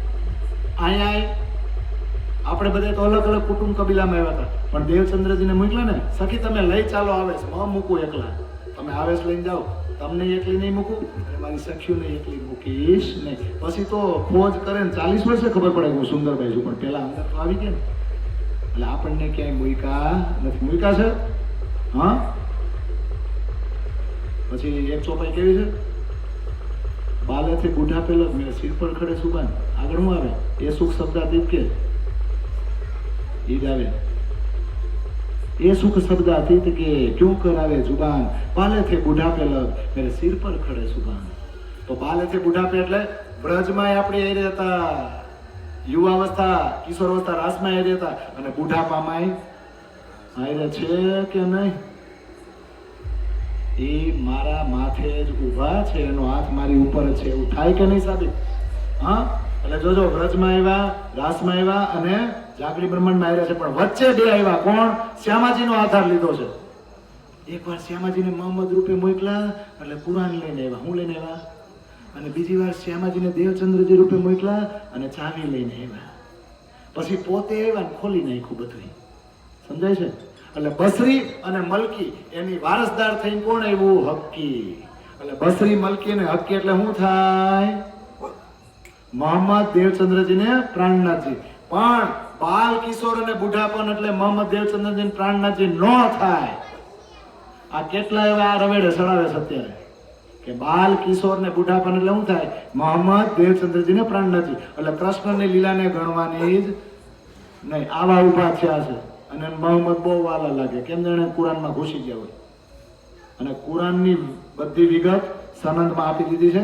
તમારે કુરાન વાંચવાની કોઈ જરૂર નથી. જો તમને પ્રાણનાથજી ઉપર વિશ્વાસ હોય તો એને કહી દીધું આ સિપારામાં, આ આયતમાં, આ પાને આ લખેલું છે, એટલે વિશ્વાસ જ હોય લખેલું છે. જેને શંકા હોય ને ઈવડો એ કુરાન ખોલે. મારે હું કામ કાગળ વાંચવા જ્યારે પૂરેપૂરો સામે આવે તો? કાગળ મોકલવા વાળો લખવા વાળો ખુદ મારી સામે હોય પછી એનો કાગળ વાંચ્યા કરવું. સમજે છે? ઓલું નથી એક પતિએ કેટલાય લેટર પત્નીને મોકલા, પત્ની વાંચવામાં જ મશગુલ થઈ ગઈ. તો ઓલો દરવાજો ખખડાવીને સામે ઉભો રહ્યો તો ઓલી વાંચવામાં જ હતી. પછી ઓલે કીધું ભાઈ આ મોકલનારો તારી સામે ઉભો છે, મને પકડને. પણ આ તો અમારા ભાગવતમાં અમારી વાતો છે પેલા. એટલે ભાઈ અમારામાં અમારી વાતો છે. આમાં લખ્યું છે ભાગવતમાં આટલામાં શ્લોકમાં લખ્યું, તારે જોવું હોય જોઈ લે. હું કામ ભાગવત વાંચું? સમજાય છે? તો આ દ્રઢતા કોણ લાવે? આ બુદ્ધ અવતાર છે ને એ લાવશે કે નહીં? અને એક વાત આપણે કહી, આ અવતાર પછી બીજો અવતાર કોઈ નો થાય. એટલે કોઈ પણ વ્યક્તિ વિશેષ અત્યારે કોઈ પણ સ્વામી નથી, કોઈ પણ સરકાર નથી, કોઈ પણ અનંત વિભૂષિત નથી. કોણ છે? આ બુદ્ધ અવતાર છે ને એ બધુંય છે. અરે ભાઈ અત્યારે તો અમુક આના હું કેવું, મારે ઓલા હિંમતનગર બાજુ કોક વાલાજી બની બેઠા છે. હવેનું નામ તો આપણા જેવું જ છે, એ કોક બેન છે એને વાલાજી માને બોલો. અને સાક્ષાત હારા ન્યા જઈને લીલા કરે. ઈ છે કે આ વાણીમાં છે? ઈ છે કે વાલાજી વાણીમાં છે? અને ઈ મેં મારી નરી આંખે જોયું. ઈ આવે ને, ઈ બેન આવે ને એટલે બધા ગોળ ફરતા ઉભા રહીને પછી મારે વાલૈય કરી ઉમંગ સખી સર્વે તેડી છે. આ વાલાજી સાઈડ મારી પેલા આની સામે કીર્તન ગાતા હતા. ઓલા આવ્યા ને બેન એટલે ઉભા થઈને એની વાહે હવે કેવા લોકો આની પાછળ મંડાયેલા છે ખબર છે? જે આગેવાન છે, જે એમ કહે છે કે અમને ખીલવત પરિક્રમા સાગર શિંગાર બધું આવડે છે અને અમે બધું રોજ એનો સહુર કરી છે. અને ઓલા બેન પાછા અમેરિકા રહી, 8 મહિના ના રહીએ, 4 મહિના અહીંયા હોય, 2 મહિના અહીંયા રહીએ હિંમતનગરમાં, 2 મહિના રહીએ પન્નામાં. અને પન્નામાં આ પાછી એને અનુસરવા વાળી ગેંગ છે ને એ ઘુમટજી બંગલાજી નો આવે અને આ બેન ખુદ નો આવે. કારણ કે આના પાછા અનુયાયીઓ એમ કે અત્યારે વાલાજી ઘુમટજીમાંથી નીકળીને આમની અંદર બિરાજમાન છે. કેવડો આડંબર છે કે નહીં? તો હારા વાણી વાંચે છે તો રસ પીવે છે કે પછી લોલમ લોલક પારાયણ કરે છે? આ બુદ્ધ અવતાર પછી બીજો કોઈ થવાનું નથી એવું જો પ્રાણનાથજી લખી દેતા હોય તો આવાને પકડવાના છે. અને ઈ પાછા એની ઘરે બંગલા મહોત્સવ ઉજવે ને એટલે સાક્ષાત પરમધામની અષ્ટપ્રહરની લીલા છે ને એવા એને વાઘા પહેરાવે, મેં જોયા છે. અને પાછા ઈ વાલાજી અમુકને જ બોલાવે, હાગમ કે પત્રિકા નહીં આવે કોઈ દી. જેમાં તમે કેમ મૂકી કે જે સુંદર સાહેબને રસ પીવો એ આવી જાજો, એની પત્રિકા હાગમ કે ન આવે. ઈ કે ઈ વાલાજી જેને યાદ કરે ને એને જ બોલાવે. હજી બીજા સિટી વાળાને કોઈ બોલાવ્યા જ નથી. મેં તો એકવાર સામેથી કીધું જેથી ઉત્સવ હોય ને તેથી મને કહેજો, હું એસટી બસમાં બેસીને આવીશ. અને એ વાલાજી હોય તો મને ભેટે, હું તો અંગનાથ છું ને, હું પુરુષ ને ઈ તો મને ભેટવા જોઈએ કે નહીં? ભેટવા જોઈએ કે નહીં? કેવો હળાહળ આડંબર આવે. અને તોય આ જે સાલાઓ એની પાસે જાય ને એમાં કેટલાય તો બીજા મંદિરના જે શું કહેવાય મહંત છે ને ઈ ત્યાં પોગે, કારણ કે પૈસા મળે. શું મળે? હમણાં એ વાલાજી ચોપડા મંદિર સામે ઝૂંપડી બનાવીને કેમ નથી રહેતા? તો બધા નો આવે, કેવડું મોટું ગ્રાઉન્ડ છે જંગલ, ત્યાં બેહાય કે નો બેહે એને બાવળીએ. અને આપણે બધાને આનંદ ન મળે તો આપણે એના ફરતી રાસ ન રમી, પણ એને બંગલામાં રહેવું છે. અને આજે જાય છે ને એની જલસા જ કરવા છે, મનોરંજન, ઓનલી એન્ટરટેનમેન્ટ એટલે જાય છે. હારી હારી ફેસિલિટી જોઈ, હારું રહેવાનું જોઈ અને જલસા જ કરવા. અને પાછા હારા શું કરે ખબર છે? મંડળ બનાવે, પૈસા ઉઘરાવે. અને આપણે વાલાજી માટે ઓલી સાઇલ લેવી છે. હવે વાલાજી ખુદ એટલા પૈસા વાળા છે, કેટલી સાઇલું તમને આપે, અમેરિકાની આવક છે. અને સાક્ષાત એને ખવડાવે ને તો જેમ ઓલો અણવર કેમ ઓલો વરને આમ અહીંયા ભાત કે ચોખા દાણું ચોઈટો આમ લઈ લે ને એમ એને લઈ લે. આવા આડંબરી કેટલાય ઈ સિટીમાં પડ્યા છે, નાન પાસે જાય લોલમ લોલ હાલે છે, અને એનથી ઉપરી જે આગેવાનો છે ને એને પોતાનું ગુરુ બનીને પૂજાવશે ને એટલે ઈ આ કોઈને કઈ કહેતા નથી. તેરી ભી સૂપ ને મેરી ભી, એ સાલું મંડળ તૂટી જાય, કોઈને કઈ કહેવા તૂટો છે નહીં. પણ સત્ય કયો ને લઈને એકલા ઉભા રહી જાવ. એટલે આ ચોપાયું વાંચે તો ખબર પડે કે આ બુદ્ધ અવતાર પછી બીજો કોઈ થવાનો નથી. તો મૂકો ને અલ્લે તલ્લે કોઈ પણ વ્યક્તિને નથી પકડવાની જરૂર. અરે મને કોઈને ન પકડો, તમે કોને પકડો? રાજ્યને પકડો. કારણ કે પ્રાણના જે તે ક્યાં છે? વાણીની અંદર. અને શંકાઓ આપણી અંદર જે છે વિકારો એ દૂર કોણ કરશે? આપણે કલંક લાગેલો હોય ને, આપણને શંકાઓ એટલે કલંક છે, પણ આ વાણી વાંચશો ને એટલે આપણી શંકાઓ દૂર થશે. એટલે આપણે નિષ્કલંક થઈ ગયા કે નહીં? એ વાણી નિષ્કલંક અને આપણે નિષ્કલંક. તો પછી આપણી આત્મા રસ પીવે કે ન પીવે? તો અવતારોનું પ્રકરણ છે ને એમાંથી આપણે આ બોધપાઠ લેવાનો નહીં, વિશ્વાસ કરવાનો, દ્રઢ કરવાનો કે કોઈ વ્યક્તિની પૂજા કરવાની કોઈ જરૂર નથી. ફક્ત રાજશ્યામાજીને જ પકડો અને સીધી બ્રહ્મલીલાને પકડો. કારણ કે વચ્ચે આપણે ક્યાંય ઊભું રહેવાનું નથી. વ્રજ, રાસ અને જાગણી, આનો જ રસ પીવો ને આને જ વાગોયડા કરો આ સંસારમાં જ્યાં સુધી છો ને ત્યાં સુધી. એટલે હવે આગળનું પ્રકરણ આવશે. આ જુઓ રે, આ જુઓ રે, આ જુઓ રે હો સાથજી, ગોકુળ લીલા આપણી હો સાથજી. પછી જાય યોગ માયામાં, અને પછી આટલો પ્રકાશ થાય અને પરમધામમાં દ્રષ્ટિ પહોંચે ને ત્યારે ઇન્દ્રાવતી કહે, વાહ મારા ધણી, દસેય દિશામાં તારી જ દયા દેખાય છે. 4 દિશા, 4 ખૂણા, ઉપર ને નીચે. અને આટલી બધી જાગણી થઈ જાય ને પછી કહે, હે મારી સખ્યું હવે તો જાગો, હવે એ બહુ દાંત કાઢશે, આપણા લોકો દાંત કાઢશે. એટલે હવે આ ધરતી ઉપર બહુ જાજુ રહેવાય ખરા, પણ એમાં આસક્તિ રખાય નહીં. તો એ બધી ચર્ચા છે એ હવે આપણી પાસે 2 દિવસ છે ને, શુક્ર અને શનિ, એટલે 11મા પ્રકરણ સુધી પૂરું થઈ જશે. મેં આજે મેક્સિમમ પ્રયત્ન કર્યો છે મારી રીતે તમને અહીં સમજાવવાનો. એ અઘરું જ હતું આજનું પ્રકરણ, અને હજી અઘરું જ રહેશે, પણ પ્રયત્ન કરવો જરૂરી હતો, કારણ કે સત્ય એ જ છે. બોલો શ્રી પ્રાણનાથ પ્યારે કી.